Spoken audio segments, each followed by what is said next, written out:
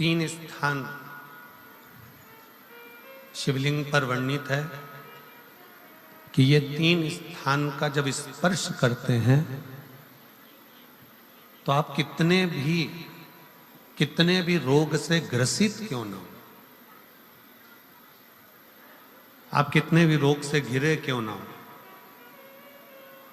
तीन स्थान का स्पर्श करने से आपको एक अलग से ऊर्जा प्राप्त होती है। और आपके शरीर में कितना भी कंपन हो रहा हो, कितनी भी कमजोरी हो रही हो, कितना भी दर्द हो रहा हो, कितना भी कष्ट हो रहा हो, तीन स्थान शिवालय में शिवलिंग के जगह पर बताए गए हैं। उन स्थानों का स्पर्श करने से शरीर में एक ऊर्जा आती है, शरीर में एक बल उत्पन्न होता है, एक ऊर्जा आती है। शरीर के अंतर्गत एक ऊर्जा का संचार होता रहता है। अब उस शिवलिंग को अपन समझें, सभी लोग जरा स्मरण करेंगे। शिवलिंग के अंतर्गत तीन स्थान ऐसे बताए गए हैं जो हमारे को एक बल देते हैं, हमारे भीतर की एक ऊर्जा उत्पन्न करते हैं। हमारे अंदर कितनी भी कमजोरी होगी, अगर आपने वो तीन स्थान पर हाथ का स्पर्श कर कर पंचाक्षर मंत्र नमः शिवाय या षडाक्षर मंत्र ओम नमः शिवाय या श्री शिवाय नमस्तुभ्यम का स्मरण किया है, तो वो स्थान का स्पर्श करते ही आपके अंदर एक ऊर्जा, एक एनर्जी, एक बल आपके अंतर्गत आता चले जाएगा, एक ऊर्जा आपके अंतर्गत आती चली जाएगी। तीन स्थान, पहला जो ये जलाधारी बनी हुई है, ये जो गोल जो भाग आता है, जलाधारी में जो भी गोल भाग है, वो गोल भाग का हाथ से स्पर्श करना, अर्थात जो माता जी का हस्त कमल है पार्वती जी का, वो जो गोल जलाधारी है जिस पे शिवलिंग रखा हुआ है, वो गोल जला, ये जो चरण है जहां से पानी बहकर जाता है उस स्थान पर नहीं, जहां गोल भाग है उस गोल भाग पर अपने सीधे हाथ का स्पर्श करना और श्री शिवाय नमस्तुभ्यम का जाप या पंचाक्षर मंत्र या षडाक्षर मंत्र ओम नमः शिवाय का जाप करना, पहला। दूसरा स्थान, जहां से पानी बहकर जा रहा है उस स्थान का पानी जहां से बहकर नीचे गिरता है वो भाग पर अपने हाथ का स्पर्श, जहां से पानी बहकर नीचे गिरता है, जो जल आप चढ़ाते हो वो जल बहकर जो नीचे की ओर जाता है उसका स्पर्श, और पंचाक्षर या षडाक्षर या श्री शिवाय नमस्तुभ्यम मंत्र का जाप। फिर तीसरा स्थान बताया कि शिवलिंग में किसी भी स्थान पर अपनी हथेली का स्पर्श, केवल हथेली का स्पर्श, उसमें उंगलियों का स्पर्श नहीं, केवल हथेली का स्पर्श, और पंचाक्षर या षडाक्षर या श्री शिवाय नमस्तुभ्यम मंत्र का जाप। ये तीन स्थान ऐसे बताए हैं कि आपके शरीर में अगर बिल्कुल भी इतनी एनर्जी नहीं है कि आप 2 कदम चल सकते हैं, तो शंकर के मंदिर में, शिवालय में जाकर ये तीन स्थान का स्पर्श करिए। मंदिर से जब आप बाहर निकलेंगे तो खुद के बल पर निकलेंगे, कोई आपको उठाने के लिए जरूरत नहीं पड़ेगी। आप स्वयं के बल पर निकल सकते हैं, स्वयं के बल पर आगे बढ़ सकते हैं, स्वयं के बल पर अग्रणी हो सकते हैं, स्वयं के बल पर आप आगे निकल सकते हैं।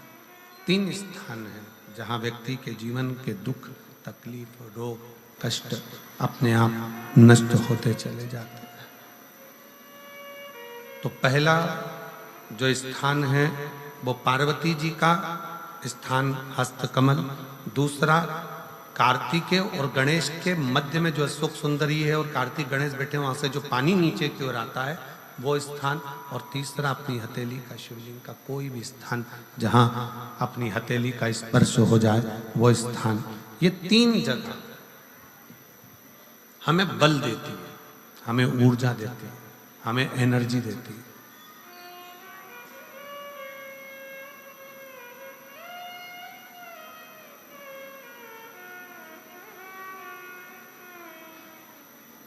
और एक निवेदन और,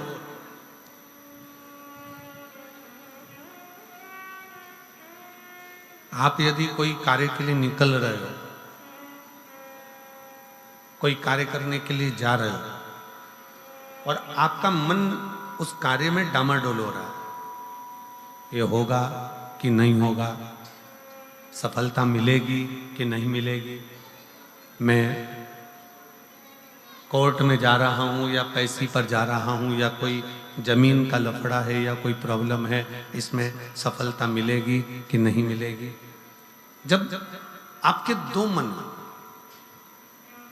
और ऐसा तो संसार में कोई जन्मा ही नहीं जिसके दो मन ना हो। घर से कथा सुनने निकलते हो तो दो मन हो जाते हैं, आज पीली साड़ी पहन के जाऊं कि नीली पहन कर जाऊं, दो मन जब भी हो जाते हैं। भोजन करने बैठते हो तो भी दो मन हो जाते हैं, दाल खाऊं कि गोभी की सब्जी से पहला टुकड़ा खाऊं। रोटी का पहला टुकड़ा जब तोड़ने का नंबर आता है तो सोच में आता है कि इससे खाऊं कि इससे खाऊं कि इससे खाऊं। दो मन तो वहां पर भी है। किसी के यहाँ शादी में गए, किसी के यहाँ शादी में पहुंचे और शादी में पहुंचकर वहां बहुत सारे स्टॉल लगे हैं, खाने की बहुत सारी व्यवस्था करी गई है। फिर दो मन हो जाते हैं कि मैं पहले चाउमीन खाऊं कि पानी पतासा खाऊं, गोलगप्पा खाऊं कि छम्मक लड्डू खाऊं, कि मैं जलेबी खाऊं कि क्या प्रसाद। मन दो हर जगह।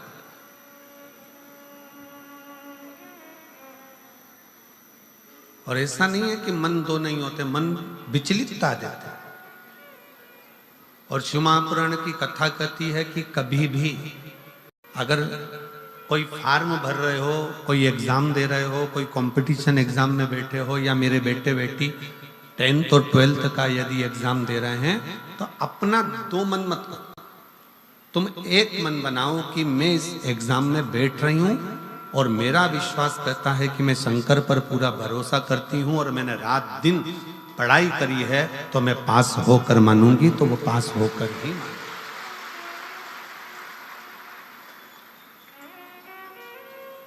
जहां मन विचलित हो जाता है, जहां मन दो हो जाते हैं, फिर वहां थोड़ा सा भ्रम उत्पन्न हो जाता है, फिर थोड़ा सा भ्रम उत्पन्न हो सकता है। पर जब आपने एक विचार कर लिया कि मुझे सफलता मिलेगी, तो ये निश्चित है कि दुनिया में कोई ऐसा पैदा नहीं हुआ कि आपकी सफलता को रोक दे, आप आगे बढ़कर ही रहो। और एक निवेदन और है, मान लो किसी कारणवश सफलता नहीं मिली और आप सफल नहीं हुए, तो चिंता मत करना, चिंता करने की जरूरत नहीं है। एक बार अगर एग्जाम दिया, एक बार अगर अपन फील्ड में उतरे और एक बार में सफलता नहीं मिली, तो चिंता मत करो, ये मत सोचो कि पीछे हट गए। शिव महापुराण की कथा में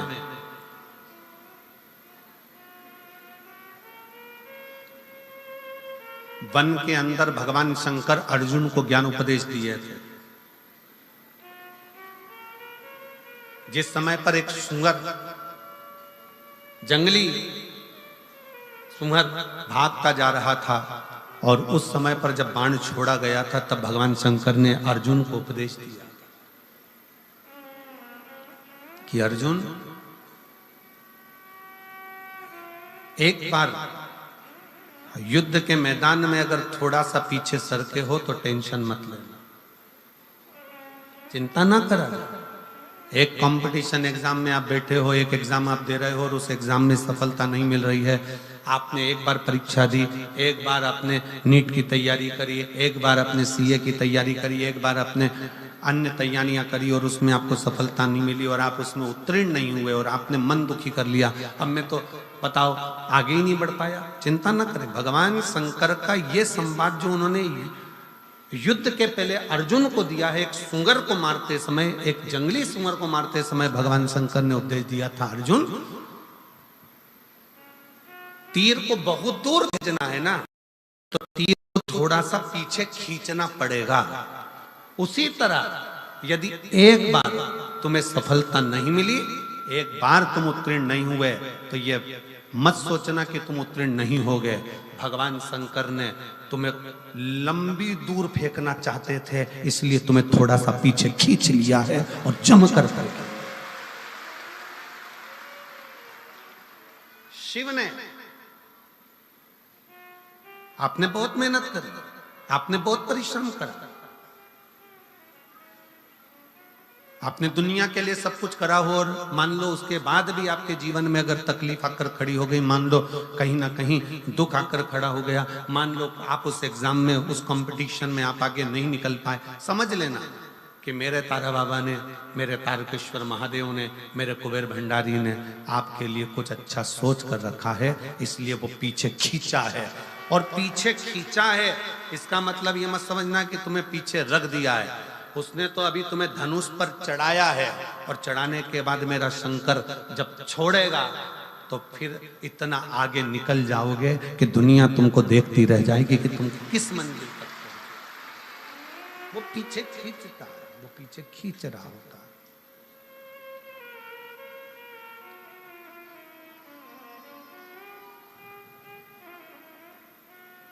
खूब मेहनत करो, खूब परिश्रम करो, खूब अच्छी लगन से कार्य करो, और जितनी मेहनत से कर सकते हो उतनी मेहनत से करो। जिस समय पर तुम्हारा दो मन हो रहा हो, तुम्हें लग रहा हो कि मैं निकलूंगा कि नहीं निकलूंगा, तुम्हें लग रहा है कि ये एग्जाम में क्लियर कर पाऊंगा कि नहीं कर पाऊंगा, मैं पहुंचूंगा कि नहीं पहुंचूंगा, तो यही तीन स्थान, यही तीन स्थान, तीन अक्षत को इन तीन स्थान पर ही रखा जाता है। जो तीन स्थान अभी आपको बताए हैं, एक माता पार्वती जी का गोल स्थान, हस्तकमल स्थान, दूसरा जहां से पानी बहकर नीचे की ओर जा रहा है उसी विराम स्थल पर, और तीसरा शंकर भगवान के शिवलिंग पर। ये तीन स्थान तीन अक्षत से पूर्ति कर देते।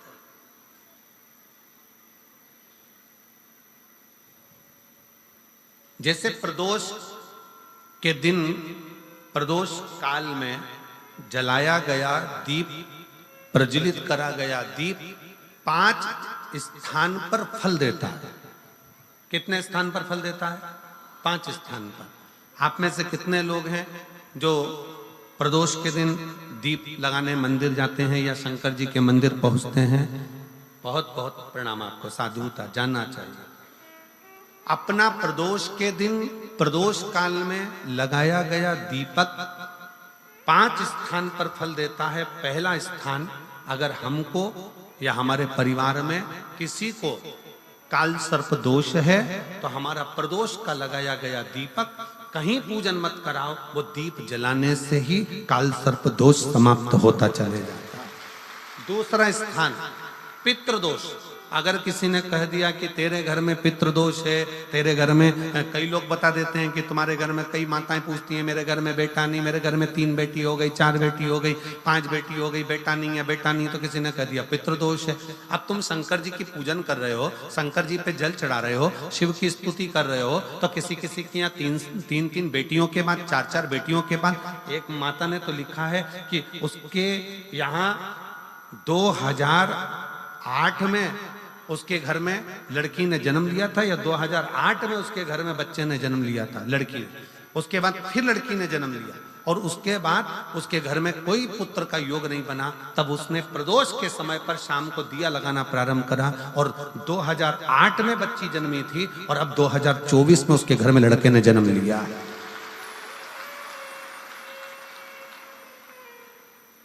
2024 में उसके घर में पुत्र ने जन्म लिया। वो बेटी होगी यहाँ पर कहीं ना कहीं, जिसके घर में बेटे, पहले की लड़की हुई, फिर 2 जुड़वा लड़की हुई, जुड़वा लड़की में से एक लड़की शांत हो गई, फिर आखिरी में बच्ची के कारण बस संतान प्राप्ति का योग नहीं बना। आखिरी में उसने फिर पुनः भगवान शंकर के प्रदोष काल में दीप जलाना प्रारंभ कर।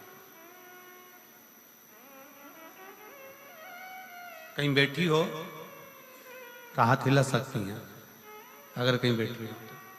कितना कितना विचित्र कर्म है, जरा विचार करिएगा कि प्रदोष काल का लगाया गया दीपक, प्रदोष काल, प्रदोष के दिन, प्रदोष काल का जो दीपदान होता है वो सरल नहीं होता, वो सहज नहीं होता। 5 स्थान की पूर्ति करता है। पहला, जम के बोलो, पहला स्थान किस चीज के लिए? काल सर्पदोष के लिए। दूसरा, पितृदोष, कैसा भी तुम्हें कोई पितृदोष बता दे, कितना भी तुमसे कोई कह दे कि तेरे घर में पितृ का दोष है, तेरे घर में ये दोष है, अगर आप प्रदोष के दिन, प्रदोष काल में अर्थात सूर्य अस्त के समय के 2:45 तक का जो समय होता है, 2 घंटे के समय का, उसके अंतर्गत अगर आप प्रदोष काल के समय में भगवान शंकर को दीप लगाने के लिए अगर पहुंचे हो तो वो आपको फल देगा ही, पितृ दोष का निवारण होगा ही, चाहे तुम कुछ करो चाहे मत करो, और पितृ की शांति करा दे। दूसरे नंबर पर है पितृदोष, तीसरे नंबर पर है वास्तु दोष। हमारे घर का अब एक बहुत सावधानी से श्रवण करने वाला विषय है।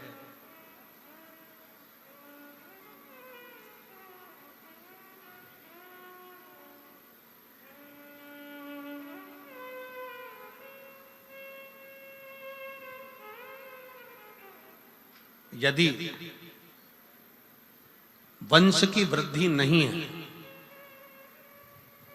30 वर्ष शादी के हो गए, 40 वर्ष शादी के हो गए और औलाद है ही नहीं, डॉक्टर ने भी हाथ ऊंचे कर दिए, टेस्ट पे भी करवाया, आईवीएफ करवाया, सब कुछ तुमने करवा लिया, तो भी औलाद नहीं है, तब आखिरी में एक काम चालू करो, प्रदोष का दिन दोनों पति पत्नी व्रत चालू कर दो प्रदोष का, और प्रदोष काल में शाम के समय जाकर एक ही दिए में 2 लंबी बाती जानते हो ना, रुई की लंबी कपास की बाती 2, और दोनों बाती एक ही दिए में रखकर पति पत्नी दोनों उसको प्रज्वलित करना प्रारंभ करें, बाबा संतान देकर ही रहेगा, औलाद आएगी ही।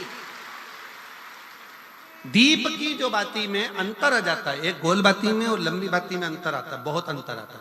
पितरों के लिए गोल बाती का प्रयोग बहुत कम होता है महाराज, देवी जी के लिए, माता रानी के लिए, जगत जननी के लिए गोल बाती का प्रयोग बहुत कम होता है महाराज, ध्यान रखिएगा।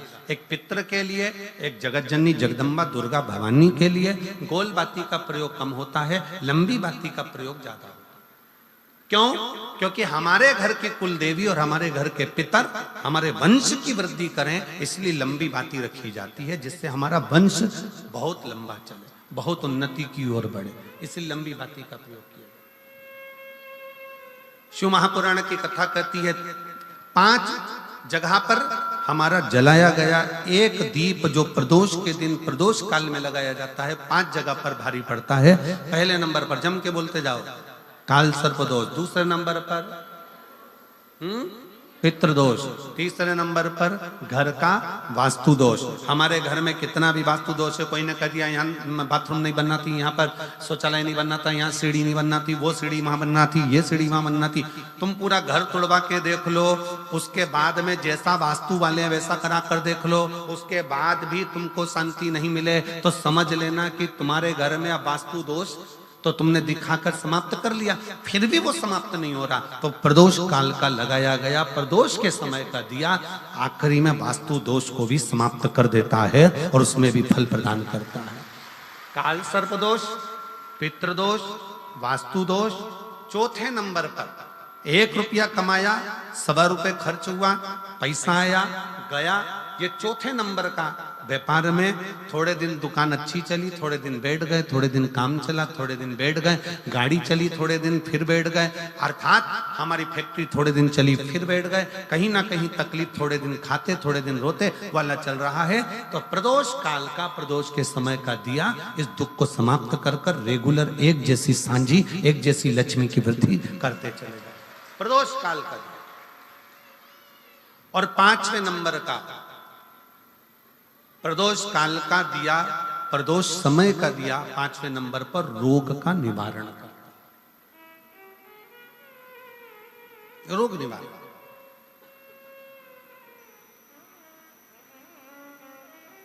ये 5 स्थान जो बताए गए हैं प्रदोष काल के दिन, प्रदोष के दिन दीप प्रज्वलन के। और अब की बार की जो शिवरात्रि आ रही है, बाबा देव अधिदेव महादेव की बड़ी कृपा है उस पर, बहुत करुणा।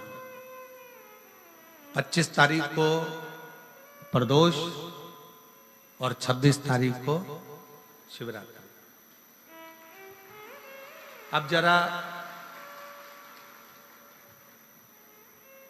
प्रदोष के पर्यांत की, प्रदोष के बाद की बिल्कुल लगी हुई पीठ से जो शिवरात्रि होती है, वो शिवरात्रि अगर उस शिवरात्रि का व्रत, साधना, तप, भजन, संसार का मनुष्य कर लेता है तो जिंदगी में उसने कोई व्रत किए ना किए हों, अगर एक व्रत शिवरात्रि का, प्रदोष की पीठ से लगी हुई शिवरात्रि का अगर कर लेता है तो उसको पूरे जीवन के व्रत का पुण्य फल प्राप्त हो। एक व्रत शिवरात्रि का प्रदोष पर्यंत की, अर्थात प्रदोष की पीठ से जुड़ी हुई। अब अगर आप कोई ब्राह्मण से, अगर कोई विद्वज्जन से, कोई पंडित जी से आप पूछेंगे प्रदोष कितनी बजे लग रहा है, वो बताएंगे। फिर प्रदोष लगने के बाद प्रदोष कब समाप्त हो रहा है, तो जिस दिन 26 तारीख हो रही है उसमें लगाया, दोनों की पीठ मिल रही, दोनों।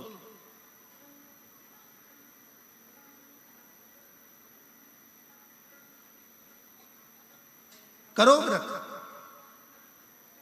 आपने कितनी भी एकादशी के व्रत करे हो, कितनी भी द्वादशी के व्रत करे हो, कितनी भी चतुर्थी व्रत करे हो, कितनी भी तीज व्रत करे हो, कितनी भी अष्टमी का व्रत करा हो, कितनी भी नवरात्रे के व्रत करा हो, कितनी भी तीज का व्रत करा हो, चाहे दुनिया के कितने भी व्रत आपने करे हो, अगर आपने एक महाशिवरात्रि का व्रत नहीं करा तो कोई व्रत का पुण्य फल आपके खाते के अंतर आ नहीं पाता।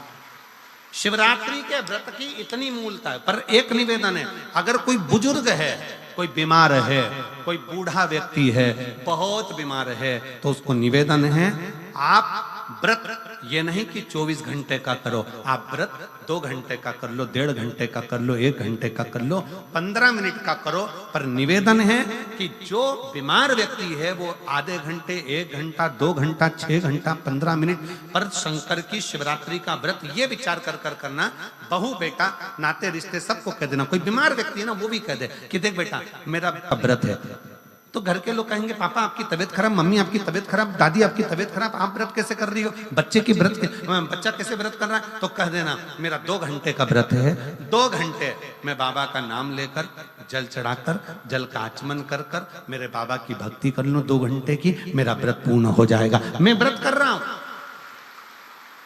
आधी में पुनी। तुलसी बाबा कहते हैं थोड़े में बहुत होता है। आपके व्रत, अगर कोई बीमार है उसके लिए, अगर कोई कष्ट है शरीर में उसके लिए ऐसा व्रत है, बाकी के सभी के लिए तो वही व्रत शिवरात्रि का पूर्ण व्रत है जिसमें भगवान शंकर की विरल भक्ति को हम प्राप्त करें।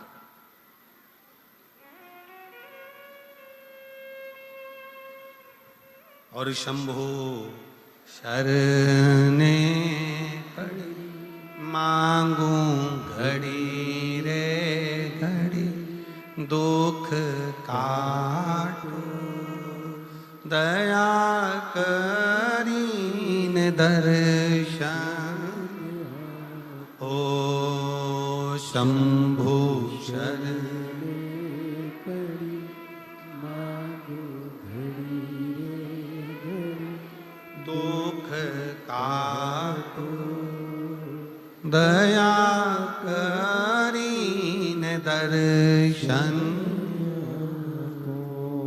भगवान शंकर की अविरल भक्ति को धारण करिए, शिव तत्व को धारण करिए, शिव उपासना को धारण करिए।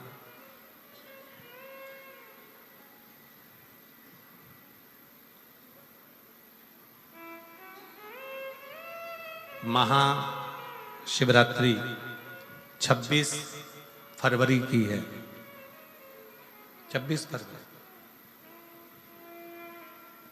और प्रदोष कब का है, जम के बोलो जरा, 25 फरवरी। 25 फरवरी को भी शाम के समय प्रदोष काल में बाबा का दीप लगाइए, प्रार्थना करिए और 26 तारीख का व्रत करिए बिना संकोच।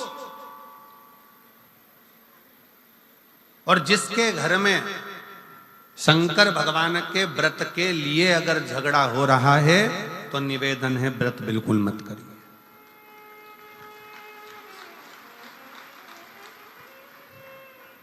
पति पत्नी का झगड़ा हो रहा है, पति कह रहा है क्या शंकर शंकर लग रहा है, अपने को शिवरात्रि के दिन शंकर जी का अपमान नहीं सुनना। इसलिए राजी हो तो व्रत करो, राजी नहीं है पति परिवार के लोग राजी नहीं है, चिड़चिड़ कर रहे हैं तुम्हारे व्रत करने से, तो आपके चक्कर में शंकर भगवान की निंदा तुम्हारे कान में जाए, ऐसा व्रत किसी का, ऐसे व्रत की कोई मूलता नहीं। आपके घर के लोग राजी हो, माता पिता राजी हो, सास ससुर राजी हो, पति राजी हो, पत्नी राजी हो, परिवार के लोग राजी हो, बेटा बेटी सब, बच्चों का मन है मम्मी मुझे व्रत करना है, हाँ बेटा कर, एक ही तो व्रत करना है शिवरात्रि का, करो। घर के बुजुर्ग ने कह दिया मुझे व्रत करना है, बिल्कुल करो, आज का मौका मिला है आपको करने का, महाशिवरात्रि का व्रत करिए। पर घर के अंदर अगर तुम्हारे व्रत करने से झगड़ा हो रहा है, काय को व्रत कर लिया, क्या होता है शंकर जी का व्रत करने से, क्या होगा शंकर जी का तप करने से, जबरदस्ती वो सीहोर वाले महाराज के चक्कर में पड़ी हो, क्या होगा शिवरात्रि व्रत से, क्या होगा शंकर जी को जल चढ़ाने से, तो उससे अच्छा है अपने घर में बैठो, श्री शिवाय नमस्तुभ्यं, श्री शिवाय नमस्तुभ्यं, श्री शिवाय नमस्तुभ्यं, श्री शिवाय नमस्तुभ्यं, श्री शिवाय नमस्तुभ्यं, श्री शिवाय नमस्तुभ्यं। घर में बैठकर भगवान शंकर का गुणगान करो, भगवान शंकर का नाम जाप करो, भगवान शंकर की भक्ति करो, उससे बढ़कर कोई सुख नहीं, उससे बढ़कर कोई आनंद। पर निंदा ना सुनते हुए, कुछ गलत विचार ना लाते हुए, गलत सोच ना लाते हुए, गलत दृष्टि ना रखते हुए, गलत भाव ना रखते हुए भगवान शंकर की विरत भक्ति को अपने भीतर उतारने का प्रयास करो, शिव को अपने अंदर उतारने का प्रयास करो। शिव भक्ति, शिव महापुराण की कथा कर रही है। 3 स्थान का स्पर्श रोग का निवारण कर देता है। 3 जगह पर चढ़ाया गया अक्षत हमारे मन को एकाग्रित कर कर और हमें अपनी मंजिल तक पहुंचा देता है। और प्रदोष और शिवरात्रि के मिलन का महोत्सव हमारे जीवन को आनंदता देता है, आनंद।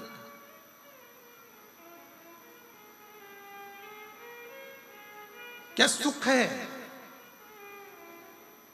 आपके यहाँ तो सिरसा वालों को तो बड़ी बड़ी बधाइयां हम दें कि सिरसा की पवित्र भूमि पर तारकेश्वर महादेव विराजमान है। कम से कम 1 लोटा चढ़ाने के लिए, जल के लिए आप हृदय से पहुंच तो जाते हो। यहाँ तारकेश्वर महादेव विराजमान है। तारकेश्वर महादेव बेटे, आवाज सेट नहीं है, गला पकड़ रहा है, सेट करिए उसको। तारकेश्वर महादेव जी यहाँ विराजमान है। भगवान शंकर स्वयं विराजित है। शिव शिव शंकर शंकर। मैं माननीय गोपाल जी कांडा जी से कहूंगा, गोपाल जी जैसे भक्त यहाँ बैठकर कथा को सुन रहे हैं, कुबेरेश्वर धाम पर आज से शिव भक्त पहुंचना चालू हो गए। और जिसमें 26-25 तारीख से कार्यक्रम है। 25 तारीख से रुद्राक्ष महोत्सव, 25 फरवरी से चालू होगा। पर लोगों का विश्वास ऐसा होता है, जैसे इस पवित्र प्रांगण में आप लोग बैठे हो। कल हम देख रहे थे कि गोविंद जी उधर जहां राम जी की मूर्ति है, राम बगीची जहां बनी है, कल हम देख रहे थे कि 9 पंडाल, 6 पंडाल तो पहले लग चुके हैं। ये सारे पंडाल अगर पूरे तारा बाबा की कुटिया में गिने जाएं तो 6 पंडाल तारा बाबा की कुटिया में कथा से भर चुके हैं। और 3 पंडाल कल और बनाए गए, ऐसे मिला के 9 पंडाल तारा बाबा की कुटिया में लगा। कल गोविंद जी मां खड़े होकर पंडाल बंधवा रहे थे, आगे रहकर सदगुरु वो विचार करवा रहे थे बैठने के लिए, विचार करवा।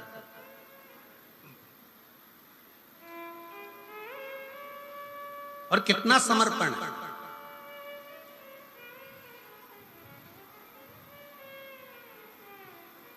गोपाल जी, हम इतनी कथाएं करते हैं, साल भर कथाओं का क्रम रहता है। सूरत कथा करी, उसके दूसरे दिन साकरी कथा हो गई, साकरी के दूसरे दिन छत्तीसगढ़ कथा हो गई, छत्तीसगढ़ कथा के बाद दूसरे दिन प्रयागराज कथा हो गई, प्रयागराज के दूसरे दिन सिरसा कथा हो गई, सिरसा के दूसरे दिन सीहोर कथा हो जाएगी, सीहोर के दूसरे दिन भटिंडा पंजाब कथा हो जाएगी, भटिंडा पंजाब के दूसरे दिन फिर महाराष्ट्र कथा हो। कथा रोज चलती, पर तारा बाबा की कुटिया में जो व्यवस्थाएं देखने को मिलती है कि जिनके पास में अगर ओढ़ने का कम्बल भी नहीं होता है ना, तो रात्रि के समय पर उनको देखकर उनके तन पर कम्बल भी उड़ा दिया जाता है कि इसको आप आराम से सो। इसको शिव भक्ति कहते हैं। ये दिखावे से परे है, दिखावे से परे।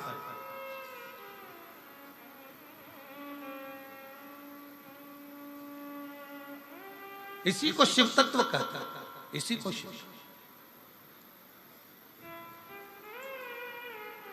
भोजन भंडारा सुबह से चालू हुआ, शाम तक चलता रहा, खूब आनंद के साथ लोग प्रसाद पा रहे हैं। सुंदर सुंदर व्यवस्थाओं के साथ में व्यवस्थित हर चीज रखी गई,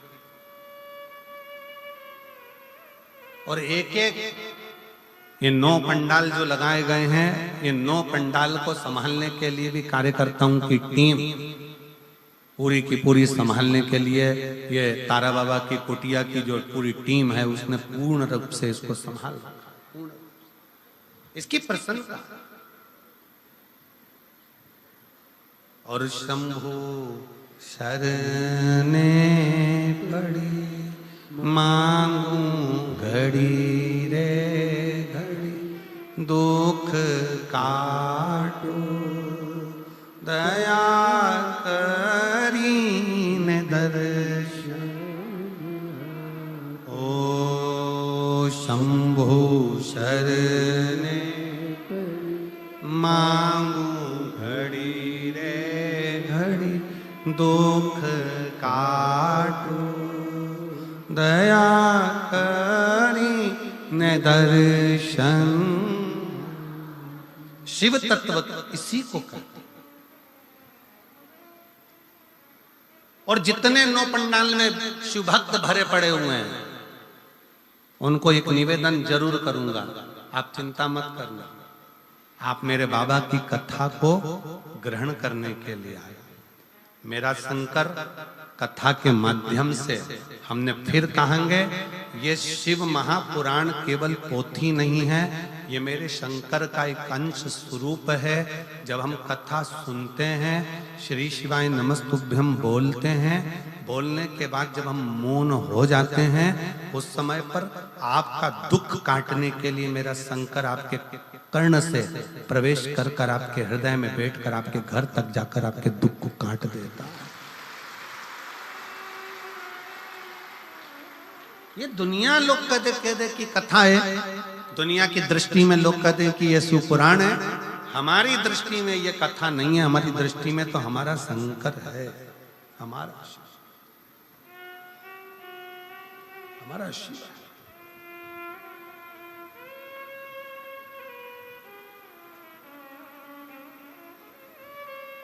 शिव शिव है। और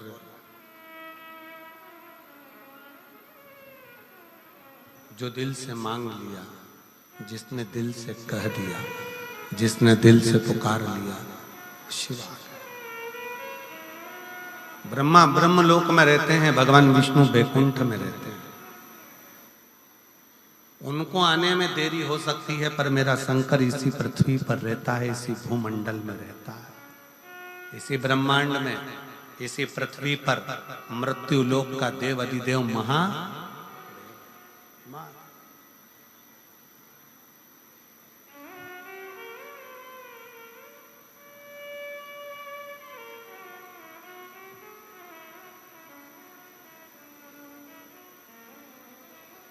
गोपाल जी, लोग कहते हैं गुरुजी आप वहां कैलाश मानसरोवर की यात्रा करे हो कि नहीं करे हो?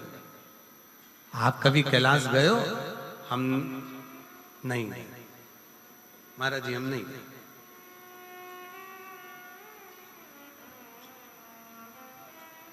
हम नहीं गए। कहा आप इतने बड़े शंकर जी का गुणगान करते हो और आप कैलाश नहीं गए? हमने कहा वो कैलाश वाला खुद शिव महापुराण की कथा में रोज आता है और रोज भक्तों का दुख काट कर जाता है, प्रतिदिन आता है। लोग कहते हैं कि शिव महापुराण सुनने के लिए केवल शिव भक्त आते हैं, पर हमारा विश्वास कहता है कथा के पंडाल में जिस स्थान पर शिव पुराण की कथा होती है, उस स्थान पर उस पुराण की साक्षी में शिव महापुराण में 7 दिन लगातार रोज प्रतिदिन मेरा शंकर स्वयं शिव पुराण में लिखा। शिव महापुराण के उमाखंड में भगवान शंकर कहते हैं, और जिस समय पर शिव महापुराण की विद्येश्वर संहिता में वर्णन किया, तुमरुका जी कथा कहते हैं, ईश्वर जी और गोरा जी, शंकर जी और पार्वती जी यजमान बनते हैं। यजमान बनने पर जब कथा विराम होती है, विराम के समय पर तुमरुका जी से शंकर भगवान कहते हैं कि आपने कथा बाची है तो आपकी दक्षिणा क्या है? आपने कथा बाची है तो आपकी दक्षिणा क्या है? तब उस समय पर तुमरुका जी कहते हैं भगवान शंकर जी से, ईश्वर जी गोरा जी से, हमको अगर दक्षिणा देना है मेरे विश्वनाथ, तो दक्षिणा ऐसी दीजिए कि जिस स्थान पर शिव महापुराण की कथा हो, आप कैलाश और काशी छोड़कर उस स्थान पर 7 दिन विश्राम कीजिए। ये ईश्वर जी और गोरा जी ने भगवान तुमरुका जी को वचन दिया है, तुमरुकेश्वर को वचन दिया है, तुमरुका जी को वचन दिया कि जहां शिव महापुराण की कथा होगी उस स्थान पर मैं विराजमान रहूंगा।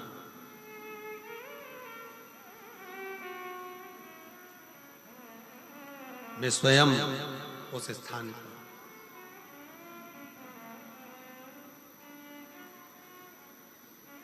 और कितनी विचित्र शिव महापुराण की कथा का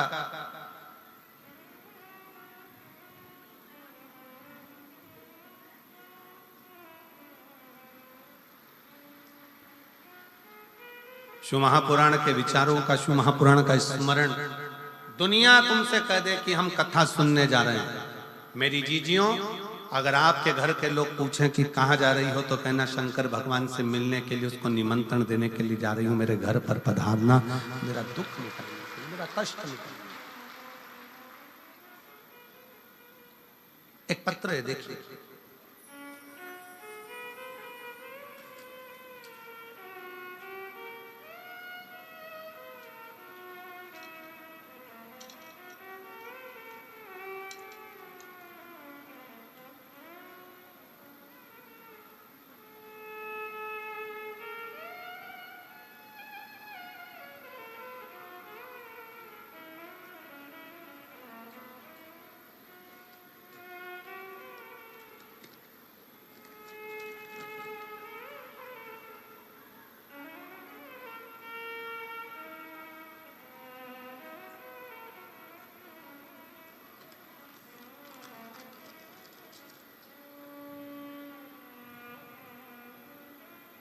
मेरा नाम गीता देवी, मेरे पति का नाम नवीन कुमार है। मेरा गांव गंगवा, जिला हिसार की रहने वाली है। आप ही हैं? आ जाइए, बेलपत्र लेकर जाइए, आ जाओ। सबसे पहले गोपाल जी कांडा जी को धन्यवाद देती हूँ कि उन्होंने हमें दूसरी बार शिव पुराण सुनने का मौका दिया है। जिन्होंने इतनी सुंदर कथा सुनने का हमें मौका दिया। एक लोटे जल व शिव कथा का क्या वर्णन करूं गुरुदेव। 2018 से सरकारी नौकरी की तैयारी कर रही थी, पर बाबा ने मुझे आज 2024 में सरकारी नौकरी दी है। गुरुदेव, मैंने जितनी जगह पर अभी ज्योतिषों को दिखाया, सबने कहा था कि तुम्हारी किस्मत में सरकारी नौकरी नहीं है। मैंने आस छोड़ दी थी। तब एक बार मैं अपने माई के गांव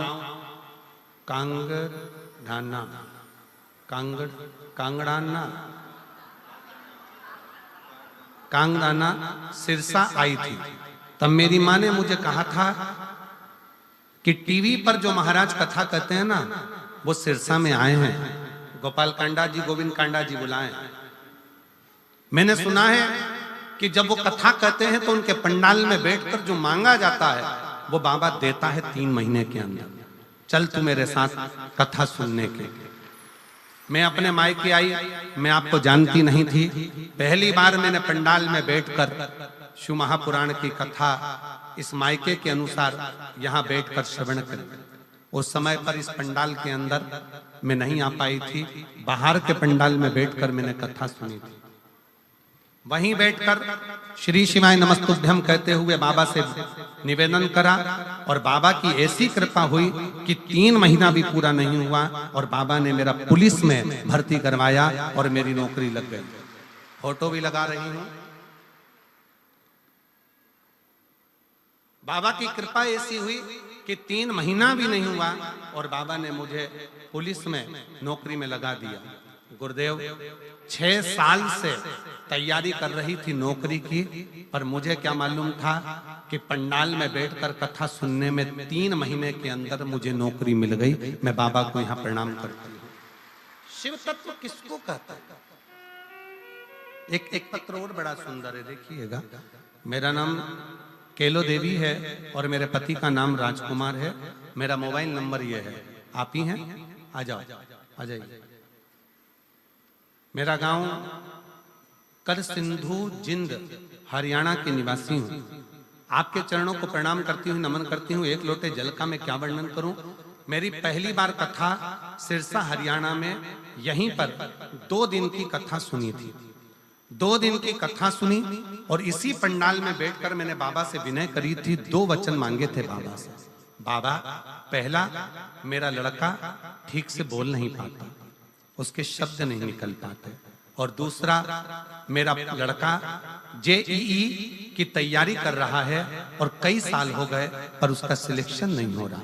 बस ये 2 वर मांगकर 2 दिन की कथा सुनकर इसी पंडाल से चली गई। गुरुदेव, हमको नहीं मालूम था कि बाबा पंडाल में बैठकर मांगने वाले को इतना जल्दी दे देता है। बाबा बाबा है गुरुदेव। मेरे लड़के ने मुझसे कहा, माँ क्या सही में मेरी आवाज ठीक हो सकती है? क्या मैं पूरा बोल सकता हूँ? क्या मेरी आवाज पूर्ण हो जाएगी? क्या मैं सही सबके जैसा बोल पाऊंगा? तब मैंने अपने लड़के को कावड़ भरने के लिए सीहोर भेज दिया। कावड़ भरकर आया सीहोर की, और वहां से आने के बाद रुद्राक्ष लेकर आया। रुद्राक्ष लाने के बाद मेरे बेटे की आवाज 90% आवाज पूरी ठीक हो गई। जैसे ही कावड़ भरकर आया और रुद्राक्ष लेकर आया, 90% आवाज ठीक हो गई। और बाबा की ऐसी कृपा हुई कि मेरे बेटे का जो दूसरा वर मांगा था जेई में सिलेक्शन, आज मेरे बेटे का 99.14 के प्रतिशत से मेरे बेटे का जेई 9th में रिजल्ट आ गया है और मेरा बेटा आज सरकारी कॉलेज में पढ़ रहा है। मैं बाबा को धन्यवाद देने के लिए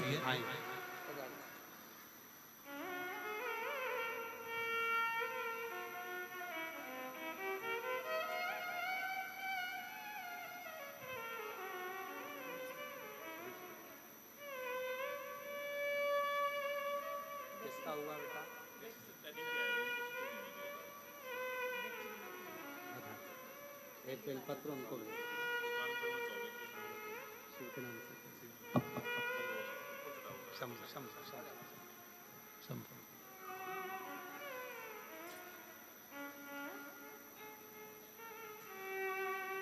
शिव तत्व, शंकर की कथा, शिव महापुराण, शंकर की उदारता, शिव नाम, इसी का सार। दुनिया के लोगों को लगता है शिव तत्व में है क्या, शिव पुराण में है क्या, शंकर के गुणगान में है क्या।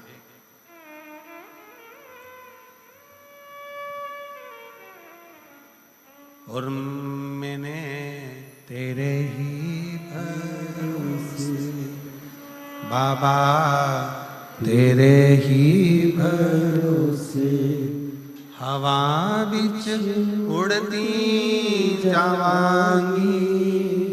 बाबा डोर हथो छठी ना मैं कटी जावांगी। भोले मैं तेरी भक्त, शंभो मैं उड़ती जावांगी, बाबा डोर हथ दो छड़ी न मैं कटी जावांगी, भोले मैं तेरी शंभो मैं तेरी। दुनिया कहे कि ये केवल पुराण है, दुनिया कहे कि ये केवल शिव कथा है, दुनिया कहे कि ये केवल शिव महापुराण है, तो आप माने ना, ये केवल पुराण नहीं है, ये शंकर का एक प्रतिबिंब स्वरूप है, शिव का एक प्रतिबिंब स्वरूप, शंकर भगवान का एक स्वरूप है। आप कहीं पर भी बैठे हो, जिस स्थान पर बैठे हो उस स्थान पर बैठकर शंकर भगवान के नाम का उच्चारण, शिव के नाम का स्मरण, शिव भक्ति का उच्चारण सुख देता है, सुख प्रदान करता है। एक प्रसंग बड़ा सुंदर आता है।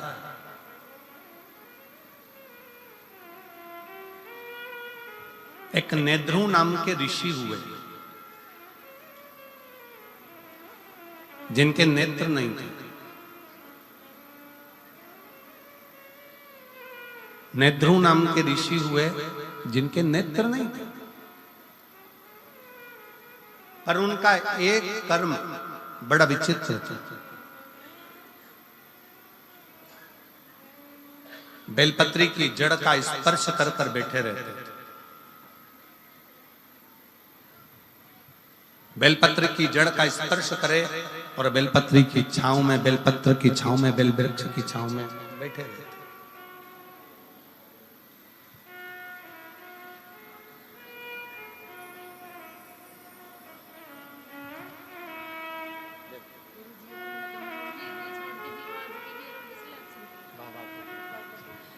दीदी बोल रही हैं, हमने उम्मीद छोड़ दी थी कि बेटे की आवाज की भी और सिलेक्शन की भी, और बाबा ने आवाज भी दी और सिलेक्शन भी दिया। बहुत रोते नहीं, खुश होकर आंसू पर, अच्छा खुश होकर, खुश हो, अच्छा खुश होकर जा, अच्छा खुश होकर जा, आंसू पोंछ के जा, रोते नहीं जा, खुश होकर जा।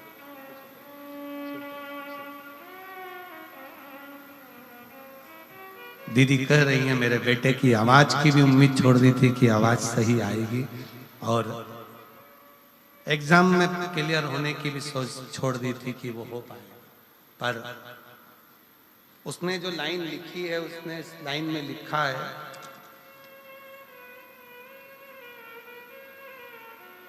क्या सही में शिव महापुराण का पंडाल क्या शिव पुराण का पंडाल होता है? हमको तो लगता है कि यहाँ स्वयं शंकर अपनी हाजिरी बजाता है और झोली भर कर जाता है, स्वयं शिव देव।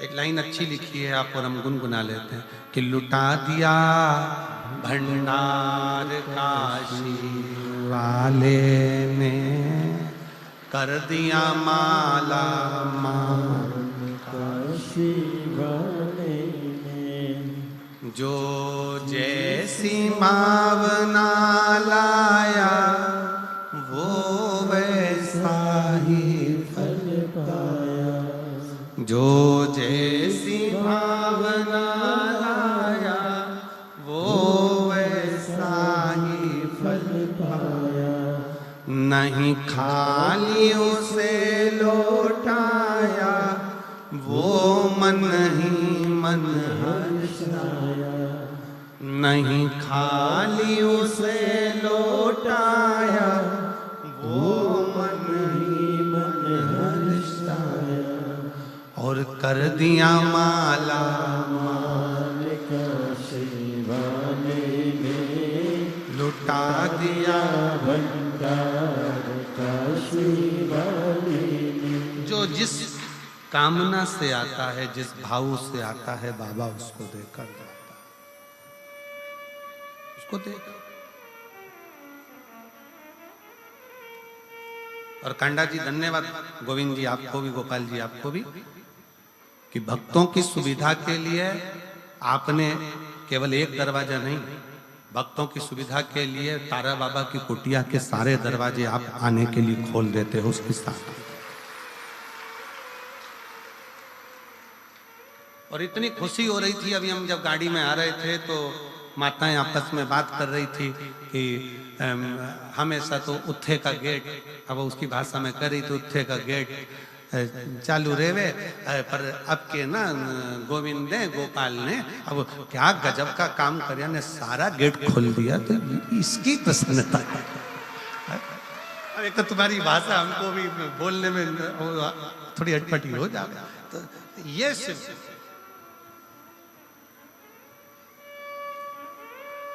कृपा, खुशी होती है। आप लोग जब बड़े सहजता के साथ, बड़े आनंदता के साथ, मस्ती में अलमस्त होकर, शंकर की बेटी होकर, शंकर के बेटे होकर जब शिव पुराण की कथा को सुनते हो ना, तो लगता है कि शिव आपके हृदय में विराजमान है और शिव आपका कल्याण कर। ये बोलबम का नारा है, बाबा है, शिव कृपा करे, करुणा करे, दया करे। शिव एक नेत्रु नाम के ऋषि जिनके नेत्र, उनके नेत्र नहीं, नेत्रु ऋषि के नेत्र हैं, नेत्रों से दिखता नहीं है। बेलपत्री की जो जड़ है, उस बेलपत्री की जड़ को पकड़ कर बैठे रहते हैं, बेलपत्री की जड़ को पकड़े रहते हैं, बस वहीं बैठे रहते हैं, नेत्र नहीं है उनके। अब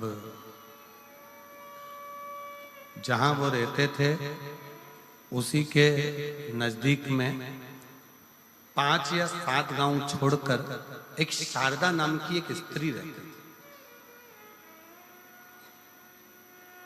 और वो शारदा नाम की स्त्री अपने एक बेटा, एक बेटी और उसका पति साथ में निवास करते, साथ में रहते, साथ में निवास करते, साथ में रहते रहते रहते समय बीत गया। कुछ मित्रों की संगत शारदा के पति को लग गई।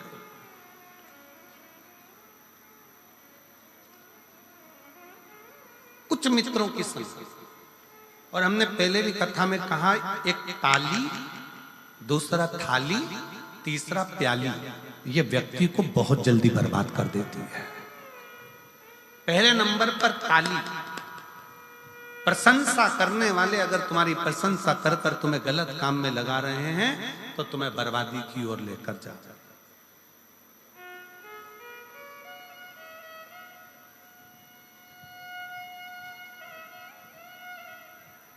प्रशंसा करने वाले अगर तुम्हें प्रशंसा करके धर्म में लगा दे, सत्कर्म में लगा दे, भजन में लगा दे, कीर्तन में लगा दे, कथा में लगा दे, तो समझ लेना कि तुम्हारा कल्याण हो रहा है। पर प्रशंसा करने वाले ताली बजाकर प्रशंसा कर कर कर तुम्हें अगर गलत काम में लगा रहे हैं तो वो श्रेष्ठ थाली में पहले नंबर पर ताली, दूसरे नंबर पर थाली।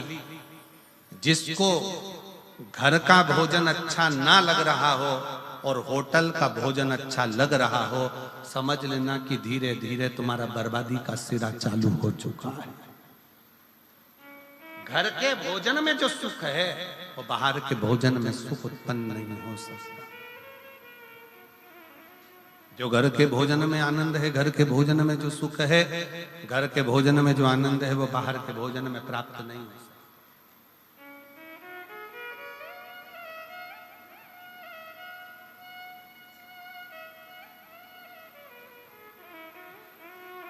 घर में जो भोजन बनाकर रखा उसमें श्रेष्ठता आई नहीं, संतुष्टि मिली नहीं, और बाहर का भोजन श्रेष्ठ लग रहा है, बर्बादी का सिरा।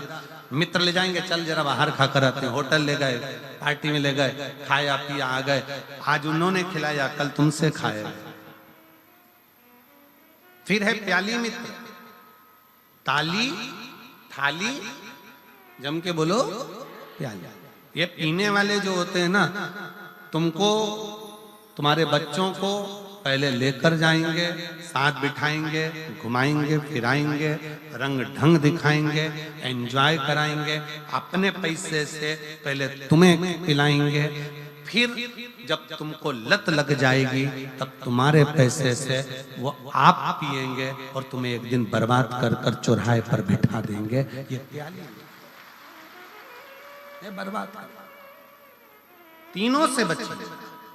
ताली प्रशंसा करने वालों से भी बचिए, थाली होटल का भोजन कराने वालों से, गलत भोजन कराने वालों से, मांसाहार कराने वालों से, वेश्यावृत्ति कराने वालों से, जुआ खेलने वालों से या अन्य व्यसनों में डूबने वालों से थोड़ा बचा। अगर गलत संगत अगर है तो वो हमें बर्बाद कर। और कोई कहता है कि गुरुजी वो हमारे परिवार के लोग ऐसा कर्म कर दिया और वो ऐसा, तो हमारा निवेदन है ऐसा नहीं कि आप परिवार छोड़ दोगे, घर छोड़ दोगे, कुटुंब छोड़ दोगे। आप तो इतना करो ना कि पानी से मिट्टी और मिट्टी से पानी दोनों ही कीचड़ मचा रहे हैं तो दोनों की दूरी ही श्रेष्ठ है। दोनों की दूरी श्रेष्ठ। आज के जमाने में किसी से कह दो भगवान की कथा सुनो, भजन सुनो, कीर्तन सुनो, मंत्र जाप सुनो, स्मरण करो, भगवान का भजन करो। अभी कोई उम्र है बुढ़ापे में करेंगे और मालूम पड़े बुढ़ापे में प्राण निकल गए, उससे पहले निपट गए तो कोई भरोसा? पहले तो गारंटी भी थी कि 100 में जाओगे, आज के समय में तो खसक के 80 पे आ गए और 80 में भी अभी कोई भरोसा नहीं है। चलते चलते लड़की, एक दुल्हन इंदौर में अपनी शादी में महिला संगीत में नाच रही थी और दुल्हन मर गई।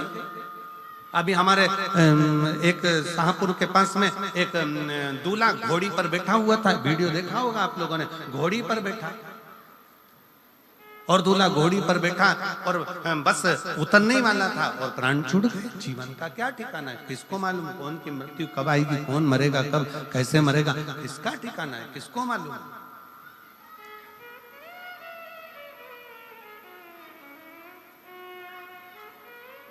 आवाज नहीं आ रही भाई, पीछे आवाज खोलिए।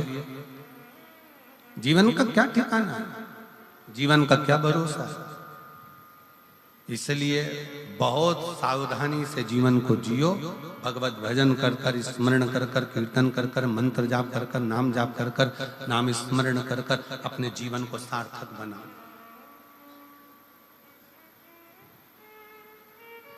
और मिलती है शिव नाम की दौलत कभी कभी, होती है अपने सिरसा में शिव पुराण कभी कभी। बड़ी मुश्किल से हो। खूब भागवत मिलेगी, खूब तुमको कथा मिलेगी, स्मरण मिलेगा, संकीर्तन मिलेगा, भजन मिलेगा, सब कुछ मिलेगा। और शिव महापुराण की कथा जब तक मेरा बाबा ना चाहे तब तक नहीं हो सकती। उसने चाहा तो ये कथा हुई। शंकर पर जल चढ़ाने से क्या होगा, बेलपत्र खिलाने से क्या होगा, पर जिसने शिवजी पर चढ़े हुए जल का आचमन किया है, जिसने शंकर भगवान पर चढ़े हुए जल को पाया है, तो उसको मालूम है कि शंकर का चढ़ा हुआ जल साधारण नहीं, औषधि के तुल्य हो जाता है। औषधि के तुल्य।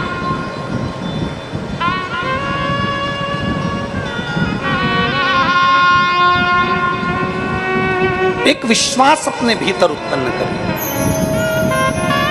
एक भरोसा अपने भीतर उत्पन्न करें।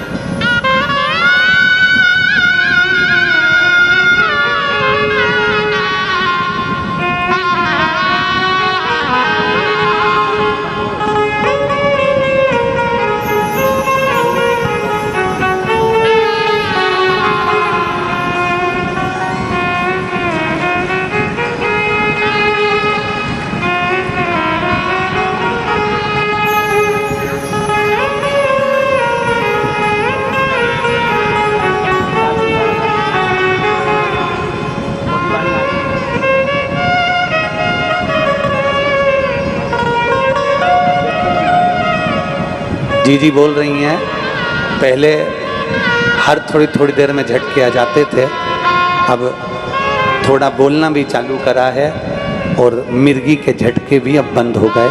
ये शिव की कृपा है।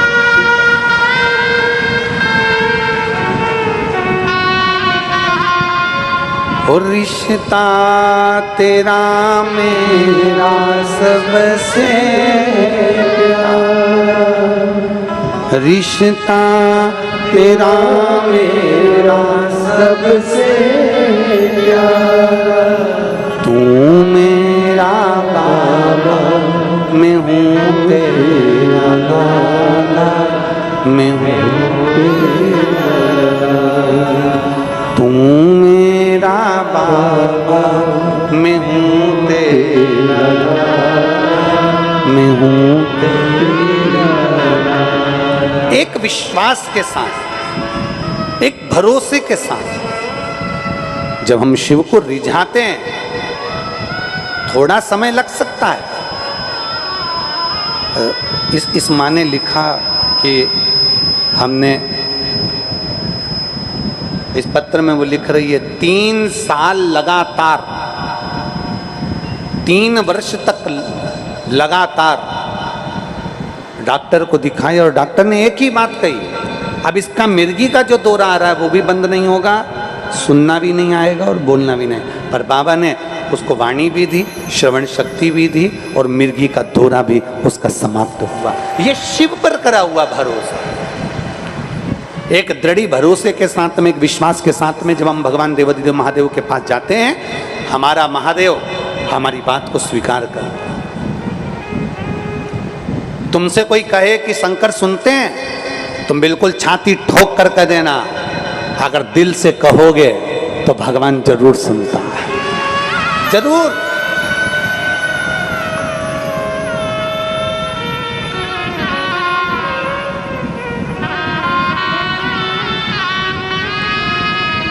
बस उसको दिल से पुकारने वाला, उसको दिल से बुलाने वाला, उसको दिल से विश्वास के साथ पुकारने वाला चाहिए, वो मिल जाता। राजा सूरत ने वैश्य से पूछा, तुम? वैश्य कहता है, मेरे घर में मैंने बहुत कमाया, बहुत जोड़ा, बहुत धन, बहुत संपदा, बहुत सत्ता, बहुत वैभव, सब कुछ आया,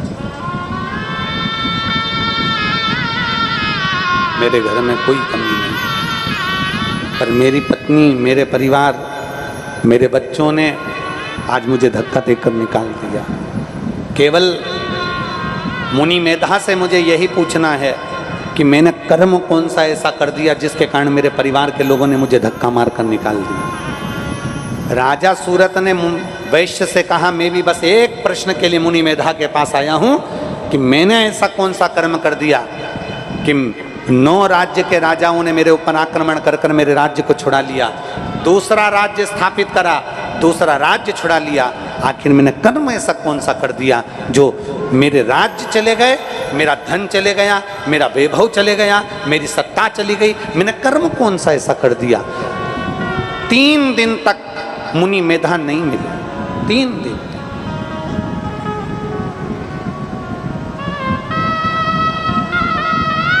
और जब 3 दिन तक मुनि मेधा, 3 दिन तक मुनि मेधा जब नहीं मिलते हैं, 3 दिन मुनि मेधा नहीं मिले, 4था दिन आ गया, मुनि मेधा जी के पास में किसी मुनि ने जाकर प्रार्थना कर दी, निवेदन कर दिया, गुरुदेव बाहर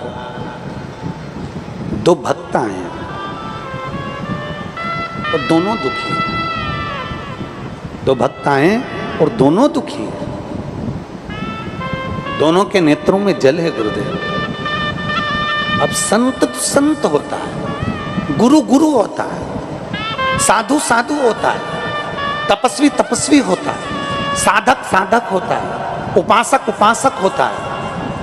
दुनिया में सबसे कोमल दिल, दुनिया में सबसे नम्र दिल, दुनिया में सबसे स्नेहिल दिल अगर माना गया है तो किसी संत साधु गुरुजन ब्राह्मण जन तपस्वी जन साधक और उपासक का माना गया।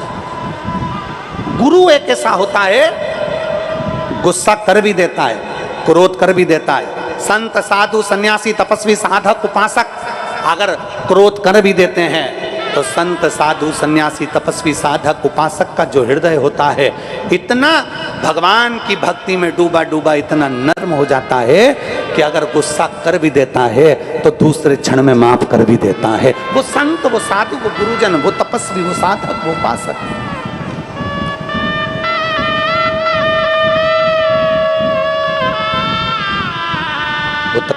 साधक उपासक। मुनि मेधा ने बुलाया। मुनि मेधा ने कहा कि जो दरवाजे पर खड़े हैं ना उनको बुलाइए, बुलाओ जरा उनको।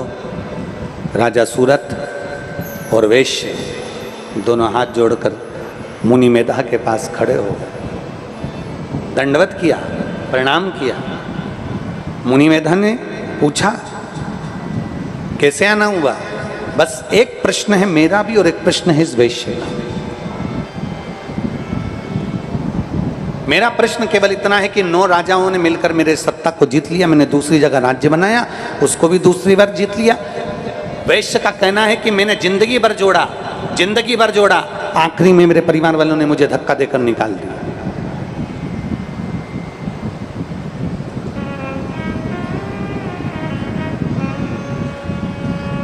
मुनि मेधा की मंद मुस्कान उनके चेहरे पर आ गई और मुनि मेधा हंस दिए, मुस्कुराने लगे। वैश्य को क्रोध आ गया, बनिया को क्रोध आया।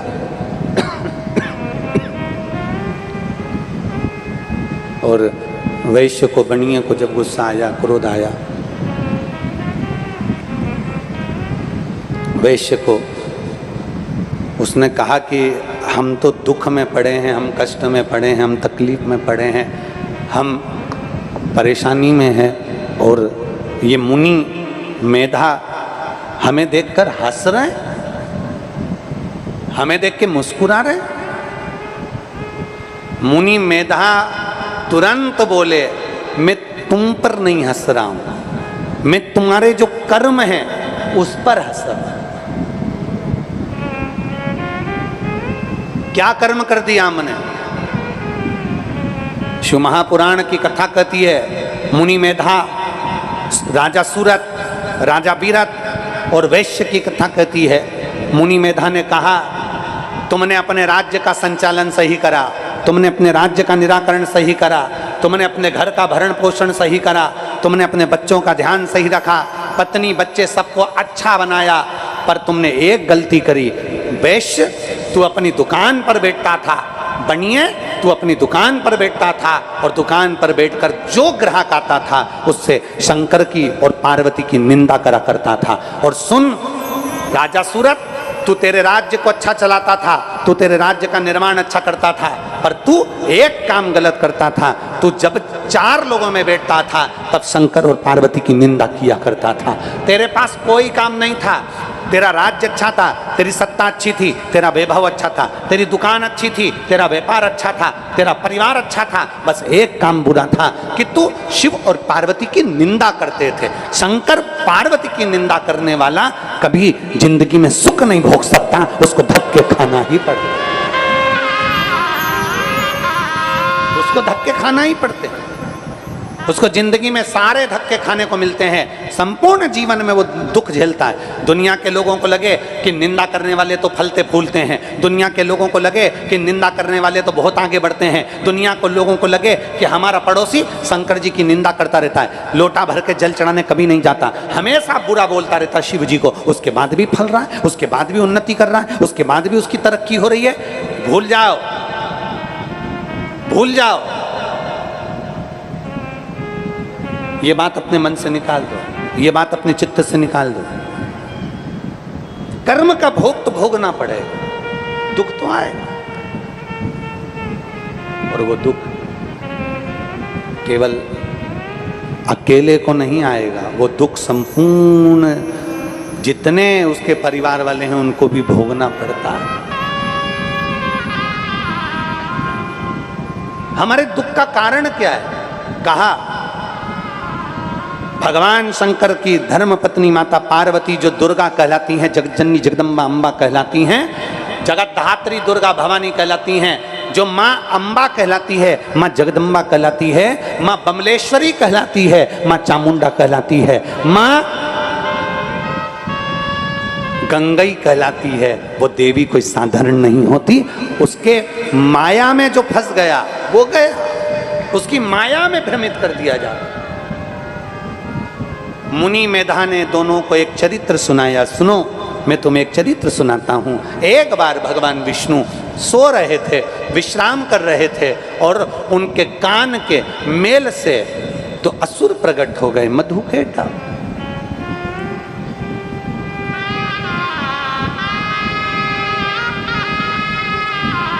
भगवान नारायण के कान के मेल से दो असुर उत्पन्न हो गए, मधुकेटप। और दोनों असुर उत्पन्न होने के बाद में उन्होंने ब्रह्मा जी का तप किया, ब्रह्मा जी की साधना करी, ब्रह्मा जी से वर प्राप्त करे। ब्रह्मा जी से वर प्राप्त कर कर वो और ज्यादा उपद्रवी हो गए, बहुत उपद्रवी। देवी क्या करती है? पार्वती जी करती क्या है? जगदम्बा करती क्या है? मां अष्टधात्री दुर्गा भवानी करती क्या है?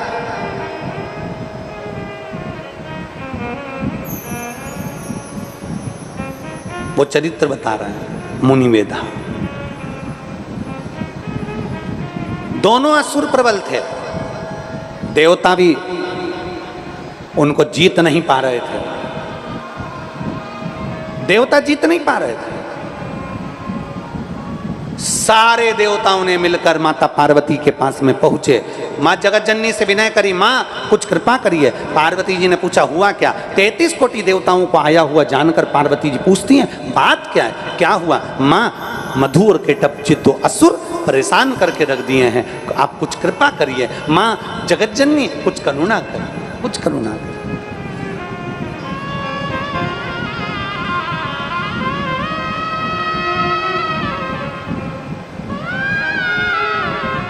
विनय करा, निवेदन करा कि अम्बे तू है जगदम्बे काली, जय दुर्गे खप्पर वाली, तेरे ही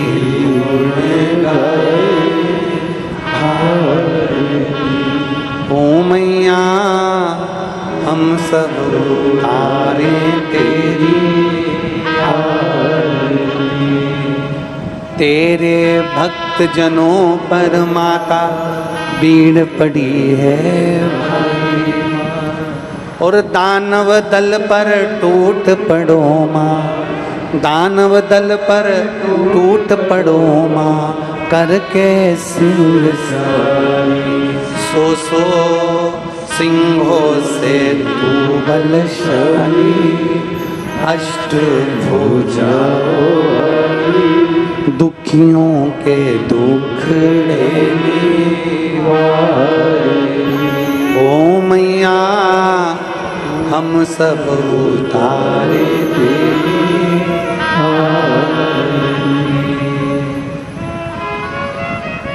स्नेह कर पुकारा, विनती करी, निवेदन किया, माँ कुछ कृपा करिए, कुछ करुणा करिए, कुछ दया करिए। पार्वती मैया मुस्कुरा दी। बहुत ध्यान देना इस शिव महापुराण की कथा के इन शब्दों पर।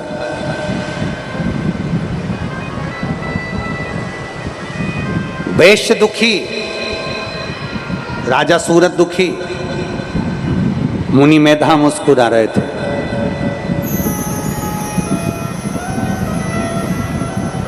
तैतीस कोटि देवता दुखी,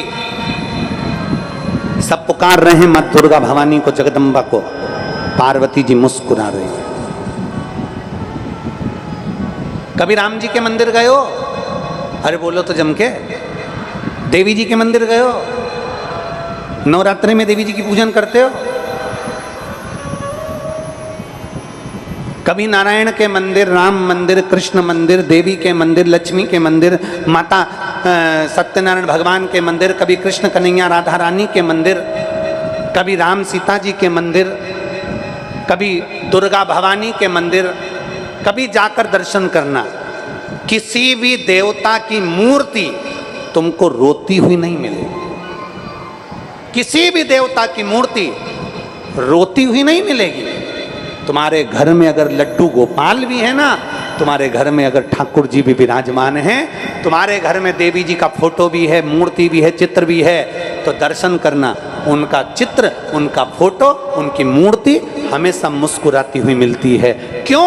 क्योंकि हमारे देवता हमें बल प्रदान करते हैं कि दुख की कितनी भी घड़ी हो, चेहरे की हंसी समाप्त नहीं होना चाहिए, मुस्कुराते रहो। दुख कितना भी आए, तकलीफ कितनी भी आए, कष्ट कितना भी आए, तुम्हारे चेहरे की मुस्कुराहट कम नहीं होना चाहिए, तुम्हारे चेहरे की हंसी समाप्त नहीं होना चाहिए। ये हमारे देवता, ये हमारे कुल देवता, हमारे देवी देवता हमको कहते हैं। उनके फोटो का दर्शन करो, उनके चित्र का दर्शन करो, उनके चेहरे का दर्शन करो, तो ये हमें सीखने को मिलता है कि हमें प्रसन्नता में रहना चाहिए।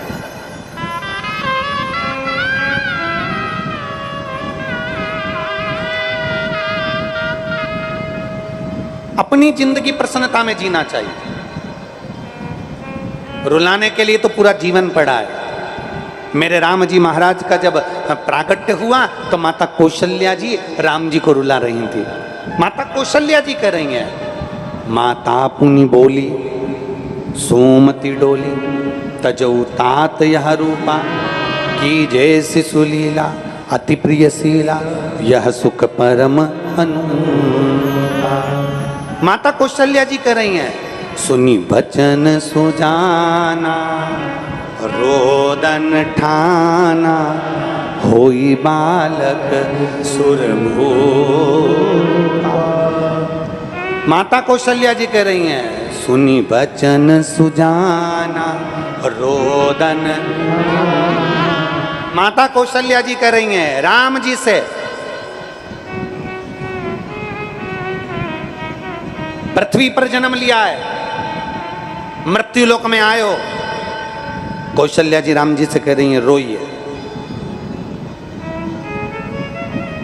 माता कौशल्या जी ने राम जी को रुलाया, कहा इस मृत्यु लोक में जन्म लिया है तो रोना पड़ेगा। सुनी वचन सुजाना, रोदन होई बालक सुरभूपा। कौशल्या जी करेंगे मृत्यु लोक में जन्म लिया है तो रोना तो पड़ेगा, रोना पड़ेगा, क्योंकि जन्म लेने वाले व्यक्ति को माता कौशल्या जी रुला रही हैं राम जी को। तो आज भी हॉस्पिटल में जब बच्चे का जन्म होता है, बच्चे को डॉक्टर सिस्टर थप मारकर चिमटी खोलकर बच्चे को रुलाते हैं। बोलो मेरी माताओं सही है कि गलत है? जैसे कौशल्या जी ने राम जी को रुलाया था, आज भी जन्म लिए बच्चे को डॉक्टर सिस्टर थप मारकर चिमटी खोड़कर रुलाते हैं। क्योंकि डॉक्टर भी कहते हैं आज रोएगा तो मरेगा तब तक रोएगा, क्योंकि दुनिया के लोग केवल रुलाना जानते हैं, शिव महापुराण हंसाना जानती है, मुस्कुराना जानती है। दुनिया के लोग रुलाएंगे, कभी बच्चों के लिए, कभी परिवार के लिए, कभी पत्नी के लिए, कभी कुटुंब के लिए, कभी जमीन के लिए, कभी जायदाद के लिए, कभी संपदा के लिए, कभी शरीर के लिए। पूरी उम्र बचपन से लेकर मरोगे तब तक केवल रोने में निकलना है। मुस्कुराने के लिए तो शिव महापुराण के ये 7 दिन मिलते हैं। खूब सेवा करो और खूब मुस्कुरा लो, ये जिंदगी के 7 दिन। और केवल शिव महापुराण के 7 दिन से मतलब ये नहीं है कि शिव पुराण के 7 दिन है, हमारी जिंदगी के 7 दिन है। रविवार, सोमवार, मंगल, बुध, गुरु, शुक्र, शनि, ये हमारी जिंदगी के 7 दिन है। इन 7 दिनों में खूब मुस्कुरा लो, क्योंकि ये 7 दिन अंतिम। श्रीमद् भागवत की कथा कितने दिन की होती है? बोलो बोलो जम के, 7 दिन की। गिरि गोवर्धन पर्वत को भगवान कृष्ण ने अपनी उंगली पर उठाया, कितने कोस का? 7 कोस। कितने दिन तक उठाकर रखा? 7 दिन तक। अपना जन्म कितने दिन में हुआ? आप और हम कब पैदा हुए? कोई रविवार को, कोई सोमवार को, कोई मंगलवार को, कोई बुधवार को, कोई गुरुवार को, कोई शुक्रवार को, कोई शनिवार को। 7 दिन में पैदा हुए। मरोगे कितने दिन में? अरे बोलो तो जम के, 7 दिन में। अलग से तुम्हारे लिए कोई दिन लिख कर नहीं आएगा। इन्हीं 7 दिन में रविवार, सोमवार, मंगल, बुध, गुरु, शुक्र और शनि, इन्हीं 7 दिन में जन्म हुआ, इन्हीं 7 दिन में जाना है। और यही 7 दिन की शिव पुराण कहती है। रविवार को जन्म हुआ, सोमवार को बड़े हुए, मंगलवार को ब्याह हुआ, बुधवार को बच्चे हुए, गुरुवार को बीमार पड़े, शुक्रवार को हॉस्पिटल गए, शनिवार को सीताराम हो गए। 7 दिन में निकल। जीवन के 7 दिन ऐसे ही निकल जाते हैं मुस्कुराते। जिसने सेवा कर ली, जिसने चाकरी कर ली, जिसने भजन कर लिया, जिसने कीर्तन कर लिया, जिसने मंत्र जाप कर लिया, जिसने नाम जाप कर लिया, वह आनंद की सुख राशि प्राप्त कर लेता। मैं पूरे छत्तीसगढ़ वासियों को, गंडई के निवासियों को धन्यवाद देता हूँ। इस गंडई क्षेत्र के एक एक बच्चे को धन्यवाद देता हूँ, जिन्होंने अपने घर से, कोई ने पोहा बनाया, कोई ने खिचड़ी बनाई, कोई ने रोटी बनाई, कोई ने सब्जी बनाई और जनमानस की सेवा करी। भंडारा अपनी जगह चलता रहा। कई समाज, चाहे वो अग्रवाल समाज हो, साहू समाज हो, अन्य अन्य जितनी भी समाजें हैं, स्वर्णकार आदि की जितनी समाजें हैं, सब समाज ने आगे बढ़ बढ़ कर अपने भंडारे चलाए और इन जनमानस की सेवा करी। तुम्हारा करा गया सेवा खाली नहीं जाएगी। और मैं विदिशा वासियों से निवेदन करूंगा, जहां 30 जून से 6 जुलाई तक कथा है, 1 बजे से 4 बजे तक, अपनी जिंदगी में ये सेवा का मौका मिल रहा है। विदिशा वालों को दिल से करो, आनंद से करो, बन सके जितनी सेवा करो, पर करो, ये मौका फिर नहीं मिलता। अब ये 7 दिन हो गए, सब अपने अपने घर चले जाएंगे, सब अपने अपने घर पहुंच जाएंगे। ये गंडई की जमीन, ये भूमि, ये रोड फिर वही खाली खाली दिखेगी। कौन किसके आ रहा है? अभी तो सब फोन भी लगा रहे थे, क्यों हमें आगे बिठा दोगे क्या? क्यों हम आ जाएं क्या? इतनी दूर दूर के रिश्तेदार फोन लगा रहे थे, मामा जी के काका की काकी के लड़के की लड़की का, लड़का का, छोरी का साला, इतने दूर दूर वालों ने फोन लगाया। क्यों भैया हम आ जाएं क्या? हमें जगह मिल जाएगी क्या? हम आ जाएं, हमें रहने की व्यवस्था हो जाएगी क्या? हम आ जाएं, प्रसादी की व्यवस्था हो जाएगी क्या? शिव महापुराण की कथा कहती है, जैसे कथा सुनने के लिए रिश्तेदार फोन लगाते हैं कि हमारी यहाँ व्यवस्था हो जाएगी, उसी तरह शिव महापुराण की कथा कहती है, अगर आप शंकर की कथा में पहुँचे हो तो चिंता मत करना, मेरे भोलेनाथ तुम्हारी सारी व्यवस्था कर ही देते हैं। ये शिव तत्व है, योग घड़ी है।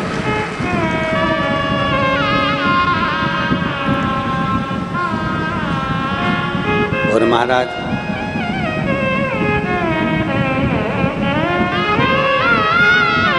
हरि ओम में ओम समाया, मेरा भोला नगर में आया है। हरि ओम में ओम समाया, मेरा भोला नगर में आया है।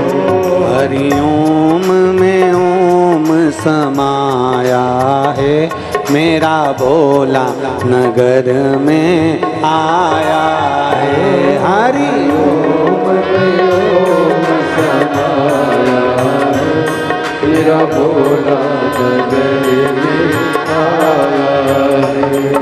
मेरा भोला नगर में आया है, मेरा भोला नगर में आया है। मेरा भोला नगर में आया है, मेरा भोला नगर में आया है। हरि ओम में ओम समाया है, मेरा भोला नगर में आया है। हरि ओम में ओम समाया है, मेरा भोला नगर में आया है।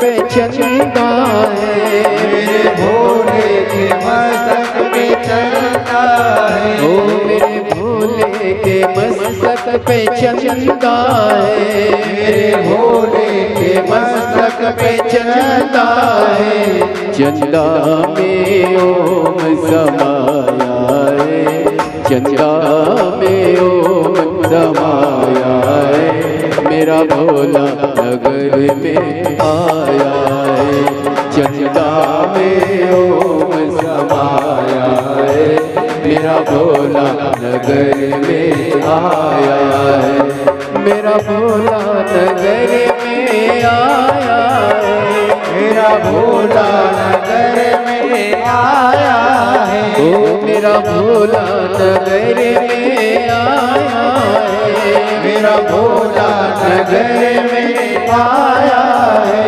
हरि ओम में ओम समाया है, हरि ओम में ओम समाया है, मेरा भोला नगर में आया है, हरि ओम में ओम समाया है, मेरा भोला नगर में आया है।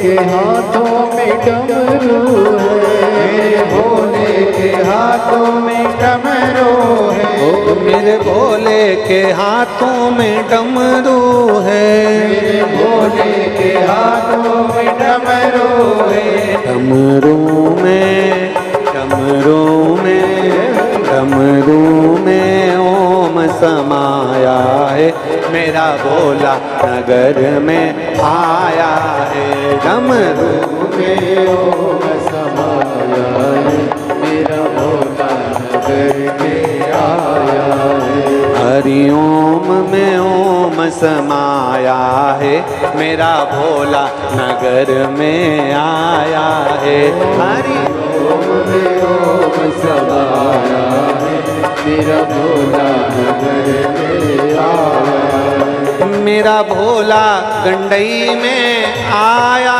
है, मेरा भोला नगर में आया है, मेरा भोला गंडई में आया है, मेरा भोला नगर में समाया है, मेरा भोला नगर में आया है। हरि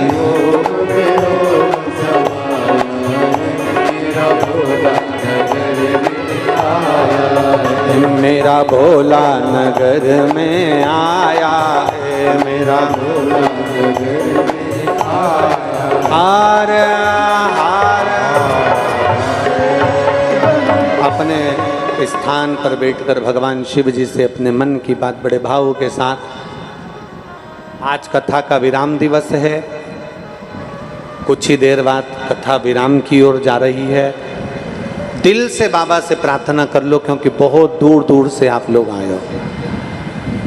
कहते हैं विराम का दिन, जिस दिन कथा विराम होती है, समापन होती है, जिस दिन कथा विराम की ओर जाती है, मेहमान घर से जाते हैं तो बच्चों के हाथ में कुछ देकर जाते हैं। उसी तरह जिस दिन कथा विराम होती है उस दिन मेरा महाकाल बाबा भी कुछ न कुछ देकर जाता ही है।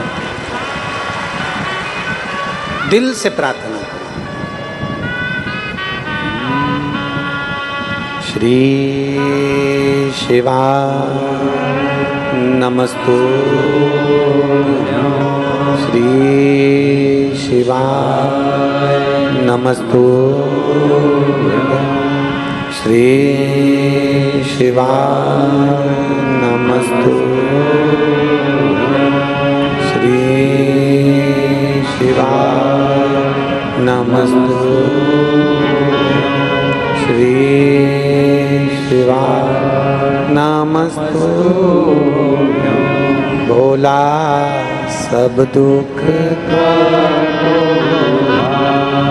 ओ भोला सब दुख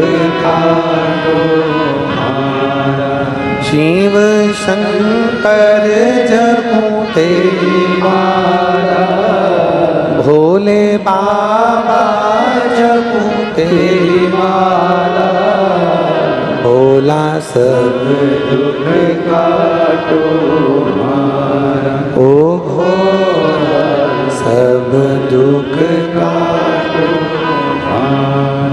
वेश है मंगल मंगलकारी, वेश है मंगल मंगलकारी, शमशान वासी हमारा, शमशान वासी हमारा, ओ भोला सब दुख काटो मारा, ओ भोला सब दुख काटो मारा। राजा सूरत को और वैश्य को मुनि मेधा ने कहा, मधु और केटप ने बहुत से वर प्राप्त कर लिए थे, पर उसकी बुद्धि को स्वयं पार्वती जी ने, जब देवताओं ने आवाहन करा मां जगत जननी का, तो उन्होंने उनकी बुद्धि को फेर दिया। मांगा भगवान नारायण के साथ में मधु केटप का युद्ध हुआ। आज मधु केटप की बुद्धि को ऐसा फेरा कि मधु केटप से ही स्वयं नारायण से मधु केटप ने कह दिया, मांग लो तुम्हें क्या चाहिए। भगवान नारायण बड़े प्रसन्न हो गए, बड़े प्रसन्न। गजब, हमेशा नारायण से लोग मांगते थे, आज नारायण को मांगने का मौका मिल गया। और नारायण ने कह दिया, अगर देना चाहते हो तो देव।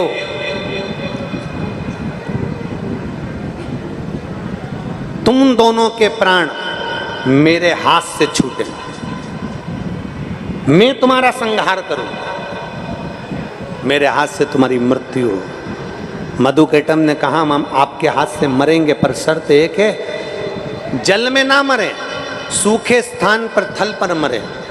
भगवान ने अपनी जंघा पर रखकर सुदर्शन चक्र से मधु केटप का संहार कर दिया। और माता जगत जननी ने जो बुद्धि फेरी, उस बुद्धि के फेरने से मधु केटप का संहार हो। शिव कहते हैं,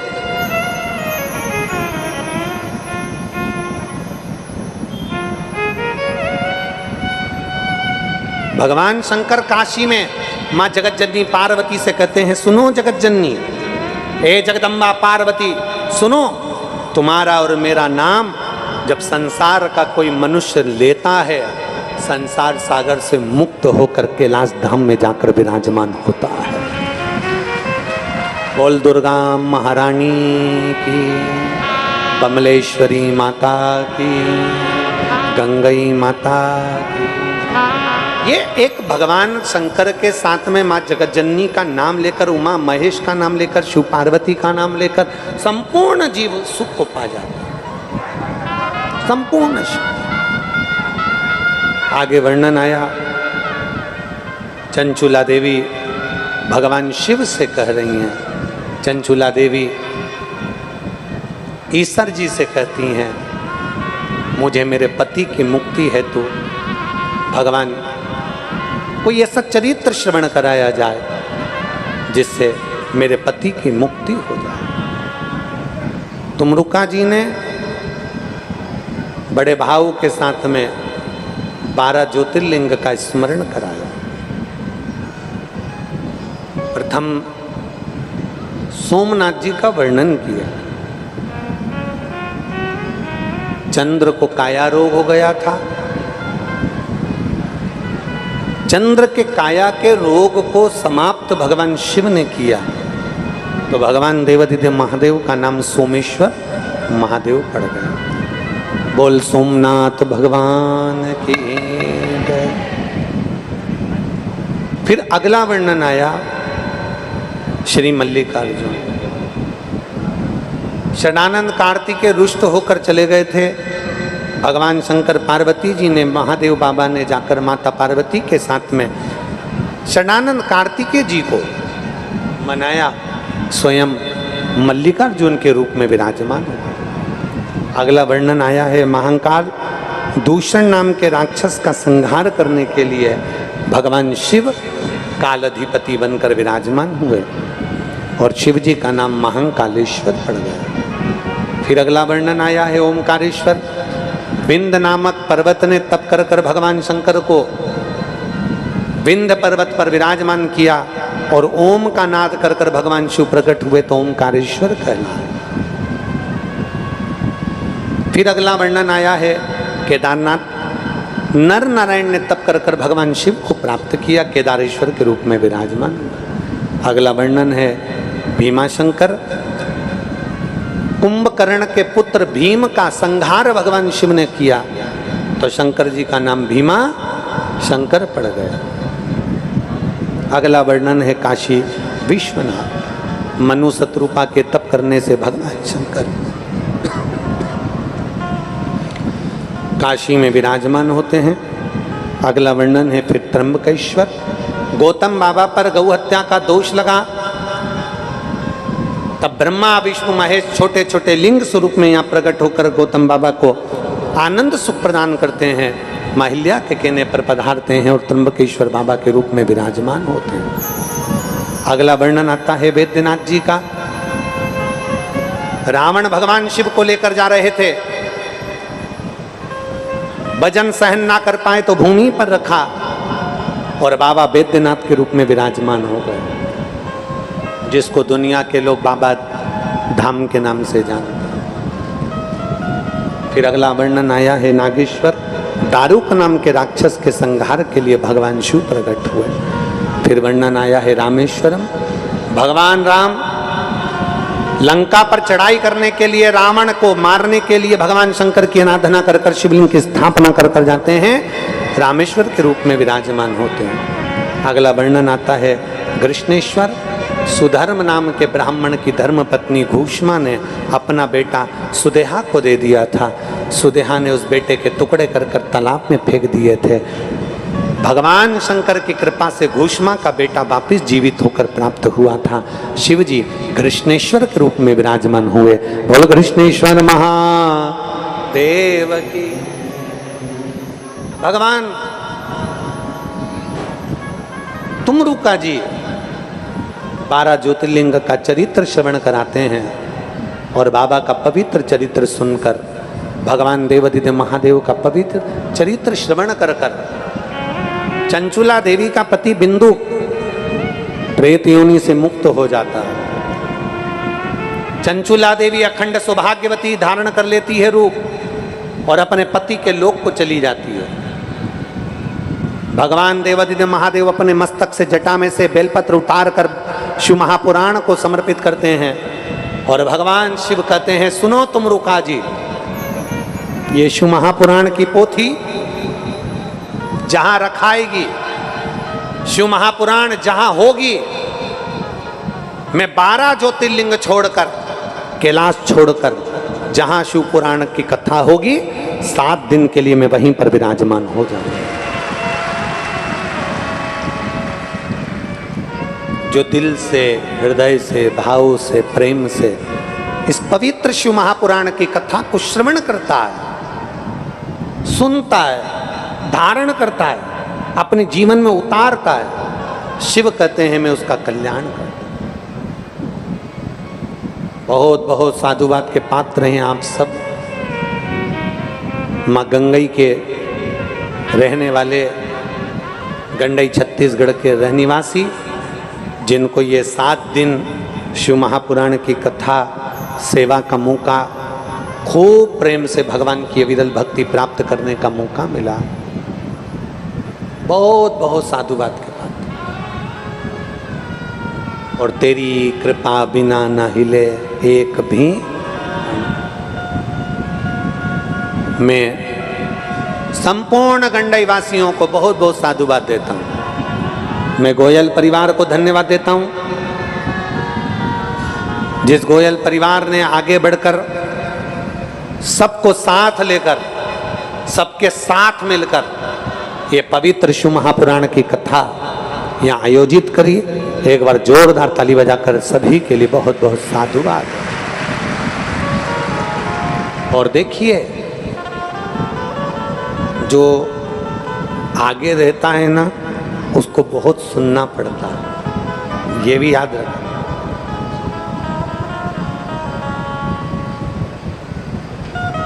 रेल चलती है ना, तो जो इंजन होता है ना आगे, सारा धुआं उसी को लगता है। डब्बे तो सब क्लीन रहते हैं, पर इंजन ही काला होता है।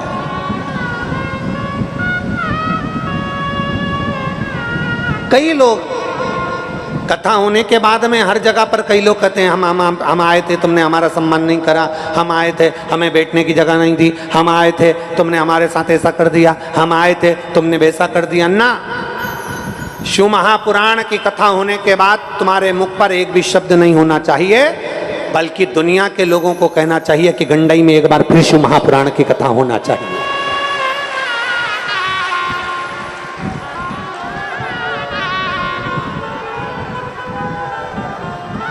फिर एक बार शिव महापुराण की कथा गंडई में होना चाहिए, सारे गंडई वासियों की तरफ से, सबको मिलकर। जैसे आज सबने मिलकर गोयल जी का साथ दिया, कोई ने भोजनशाला, कोई ने अन्य व्यवस्था, कोई ने अन्य व्यवस्था संभाली, ऐसी व्यवस्था संभालते हुए फिर कथा होना चाहिए। कथा का ये नहीं कि एक बार हो गई फिर बार बार ना हो ना।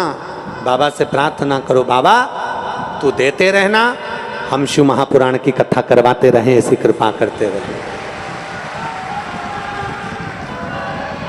बोल बम का नारा है, सारी समस्या का हल शिव कृपा से ये प्राप्त हुआ है। बाबा देवादिदेव महादेव की करुणा, कृपा, दया, उनकी उदारता, जो 18 तारीख से ये 24 तारीख तक शिव महापुराण की कथा गंडई छत्तीसगढ़ में चली। 30 तारीख से विदिशा गिरधर कॉलोनी में 1 बजे से 4 बजे तक शिव महापुराण की कथा टीवी पर और विदिशा में श्रवण करने का मौका मिलेगा। भाव से श्रवण करिएगा। 17 अगस्त को बाबा की सीहोर में कावड़ भराएगी। वैसे तो पूरे महीने, सावन का महीना लोग कावड़ भरते हैं कुबरेश्वर बाबा की, पर 17 तारीख को हम स्वयं आपके साथ पैदल चलते चलते बाबा की कावड़ भरकर चलेंगे। प्रदोष का दिन रहेगा, सुबह 9 बजे बाबा की कावड़ लेकर आप और हमको चलना है। बड़े भाव से, आनंद से गंडई की इस पवित्र भूमि पर यह कथा विराम लेने जा रही है। मैं गुरुजन संत महोदय सबको प्रणाम करते हुए, गंडई वासियों को नमन करते हुए, माँ गंगई को माता के चरणों को प्रणाम करते हुए, देवर महादेव के बाबा चरणों को प्रणाम करते हुए, संपूर्ण गंडई वासियों को बहुत बहुत साधुवाद देते हुए बाबा से यही प्रार्थना करता हूँ, सर्वे भवन्तु सुखिनः, सब सुखी रहें। जिस भाव से, जिस कामना से, जिस हृदय से आप शिव महापुराण की कथा को श्रवण करने के लिए आए हैं, मेरा देवाधिदेव महादेव आप सबकी झोली खुशियों से भर दे। बस बाबा से यही प्रार्थना। एक लोटा जल चढ़ाते रहो, शिव मंदिर जाते रहो, अपने नज़दीक में कहीं शिव महापुराण की कथा हो जरूर जाओ, वहाँ पर जाकर बैठो, कथा सुनो। भीड़ ज़्यादा होती है मानते हैं, ट्रैफिक जाम होता है मानते हैं, थोड़ा दूर गाड़ियाँ रुकती हैं मानते हैं, पर यह मानकर चलो कि मेरे बाबा के चरणों में जितनी देर पैदल चलकर जाऊंगी उतना उतना मेरा महादेव मुझे अश्वमेध यज्ञ का पुण्य फल प्रदान कर दे। दिल से जाओ, दिल से सुनो और बाबा का स्मरण करिए। शिव भक्ति को अपने भीतर धारण करिए। बाबा देवाधिदेव महादेव की कृपा, भगवान ओघड़दानी भगवान शिव की करुणा और उनकी दया से आज यहाँ कथा विराम लेने जा रही है। 30 तारीख को, 30 जून को फिर वापिस 1 बजे टीवी के माध्यम से श्रवण करेंगे। सभी आस्था चैनल पर श्रवण करने वाले सभी श्रोता भाई बहन और सभी सुंदर आनंद से श्रवण करने वाले फेसबुक यूट्यूब पर भाई बहनों को नमन करता हूँ, प्रणाम करता हूँ। बड़े प्रेम से, आनंद से भगवान शंकर की भक्ति में डूबे रहो और अपने जीवन को सार्थक बनाते रहें। बाबा को नमन करते हुए संपूर्ण पुलिस प्रशासन को, संपूर्ण मेडिकल टीम को, हॉस्पिटल की टीम को, संपूर्ण क्षेत्रवासियों को, यहाँ के कलेक्टर महोदय, एसपी महोदय, कमिश्नर महोदय, एसपी, एसएसपी, टीआई, एसडीएम सभी को साधुवाद देता हूँ। जो आप सब ने मिलकर, समस्त पुलिसकर्मियों को साधुवाद देता हूँ, यहाँ के समस्त सेवादारों को साधुवाद देता हूँ, भोजनशाला में भोजन बनाने वाले और भोजनशाला में भोजन कराने वाले सभी सेवादारों को साधुवाद देता हूँ। आप सबके सहयोग से ये कथा आज यहाँ विराम लेने जा रही है। गुरु पूर्णिमा के अवसर पर सीहोर में 7 दिवसीय कथा का आयोजन वहाँ पर भी रहेगा। आप और हम सब श्रवण करेंगे, उसकी सूचना आपको 30 तारीख वाली कथा में प्राप्त होगी। आरती का आनंद हम सभी मिलकर लेंगे। बड़े ही आधार और समाज से मंच पर बता रहे श्री मधुसूदन जी यादव, पूर्व सांसद राजनांदगांव छत्तीसगढ़ से, कोमल जी जंगेल, पूर्व विधायक केरागढ़ से, श्री खम्मन जी ताम्रकर, पूर्व उपाध्यक्ष जनपद पंचायत से, एकांत जी चंद्राकर सुरिया से हमारे बीच में बता रहे। सुंदर आरती का आनंद सभी मिलकर लेंगे। जय जय श्री राधे, हर हर महादेव, श्री शिवाय नमस्ते।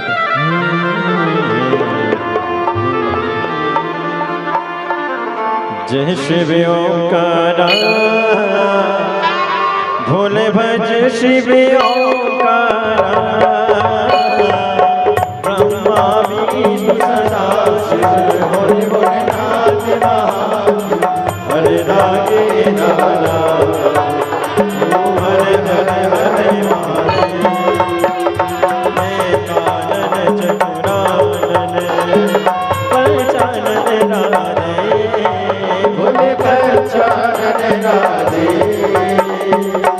शासन गरुड़ासन, शासन गरुड़ासन, बसवाहन सारे, हरे हरे हरे महादेव, दो भुज चार चतुर्भुज, 10 भुज अति सोहे, भोले 10 भुज अति सोहे, तीनों रूप निरखता, भोले जी का रूप निरखता, भुवन जन मोहे, हरे हरे हरे महादेव, अक्षमाला वनमाला, मुंडमाला नारी, भोले मुंडमाला नारी, त्रिपुरारी कैसारे, त्रिपुरारी कैसारी, वनमाला नारी, हरे हरे हरे महादेव, जयनावर पीतांबर, बागांबर हरे, भोले बागांबर हरे, सचकादिक गरुड़ादिक, सचकादिक ब्रह्मादिक, भूतादिक सचे, हरे हरे हरे महादेव, कर के मन कमंडल, चक्र त्रिशूल धरता, बोले जगत सुख करता जग करता जग हरता जग करता जग हरता जग पालन करता ओ हर हर हर महादेव ब्रह्मा विष्णु सदा शिव जानती अविवेका ओ बोले जगत अविवेका प्रणय अक्षर के माते ओ अक्षर के माते ये तीनों एका ओ हर हर हर महादेव काशी में विश्वनाथ विराजे नरद ब्रह्मचारी बोले राधे ब्रह्मचारी नित्य उठे धन सन पावत रुचि रुचि भोग लगावत महिमा की बारी ओ हर हर हर महादेव त्रिगुण स्वामी जी की आरती जो कोई नर गावे ओ बोले जो कोई नर गावे शिवानंद स्वामी जपत हर स्वामी सुख संपत्ति पावे ओ हर हर हर महादेव जय शिव ओंकारा बोले भज शिव ओंकारा पार्वती का प्यारा ऊपर जलधारा ओढ़े लग चारा भाग्य पियन वाला दीन नयन वाला एक नयन वाला भक्तन प्रतिपाला मैं कोई अवकाशा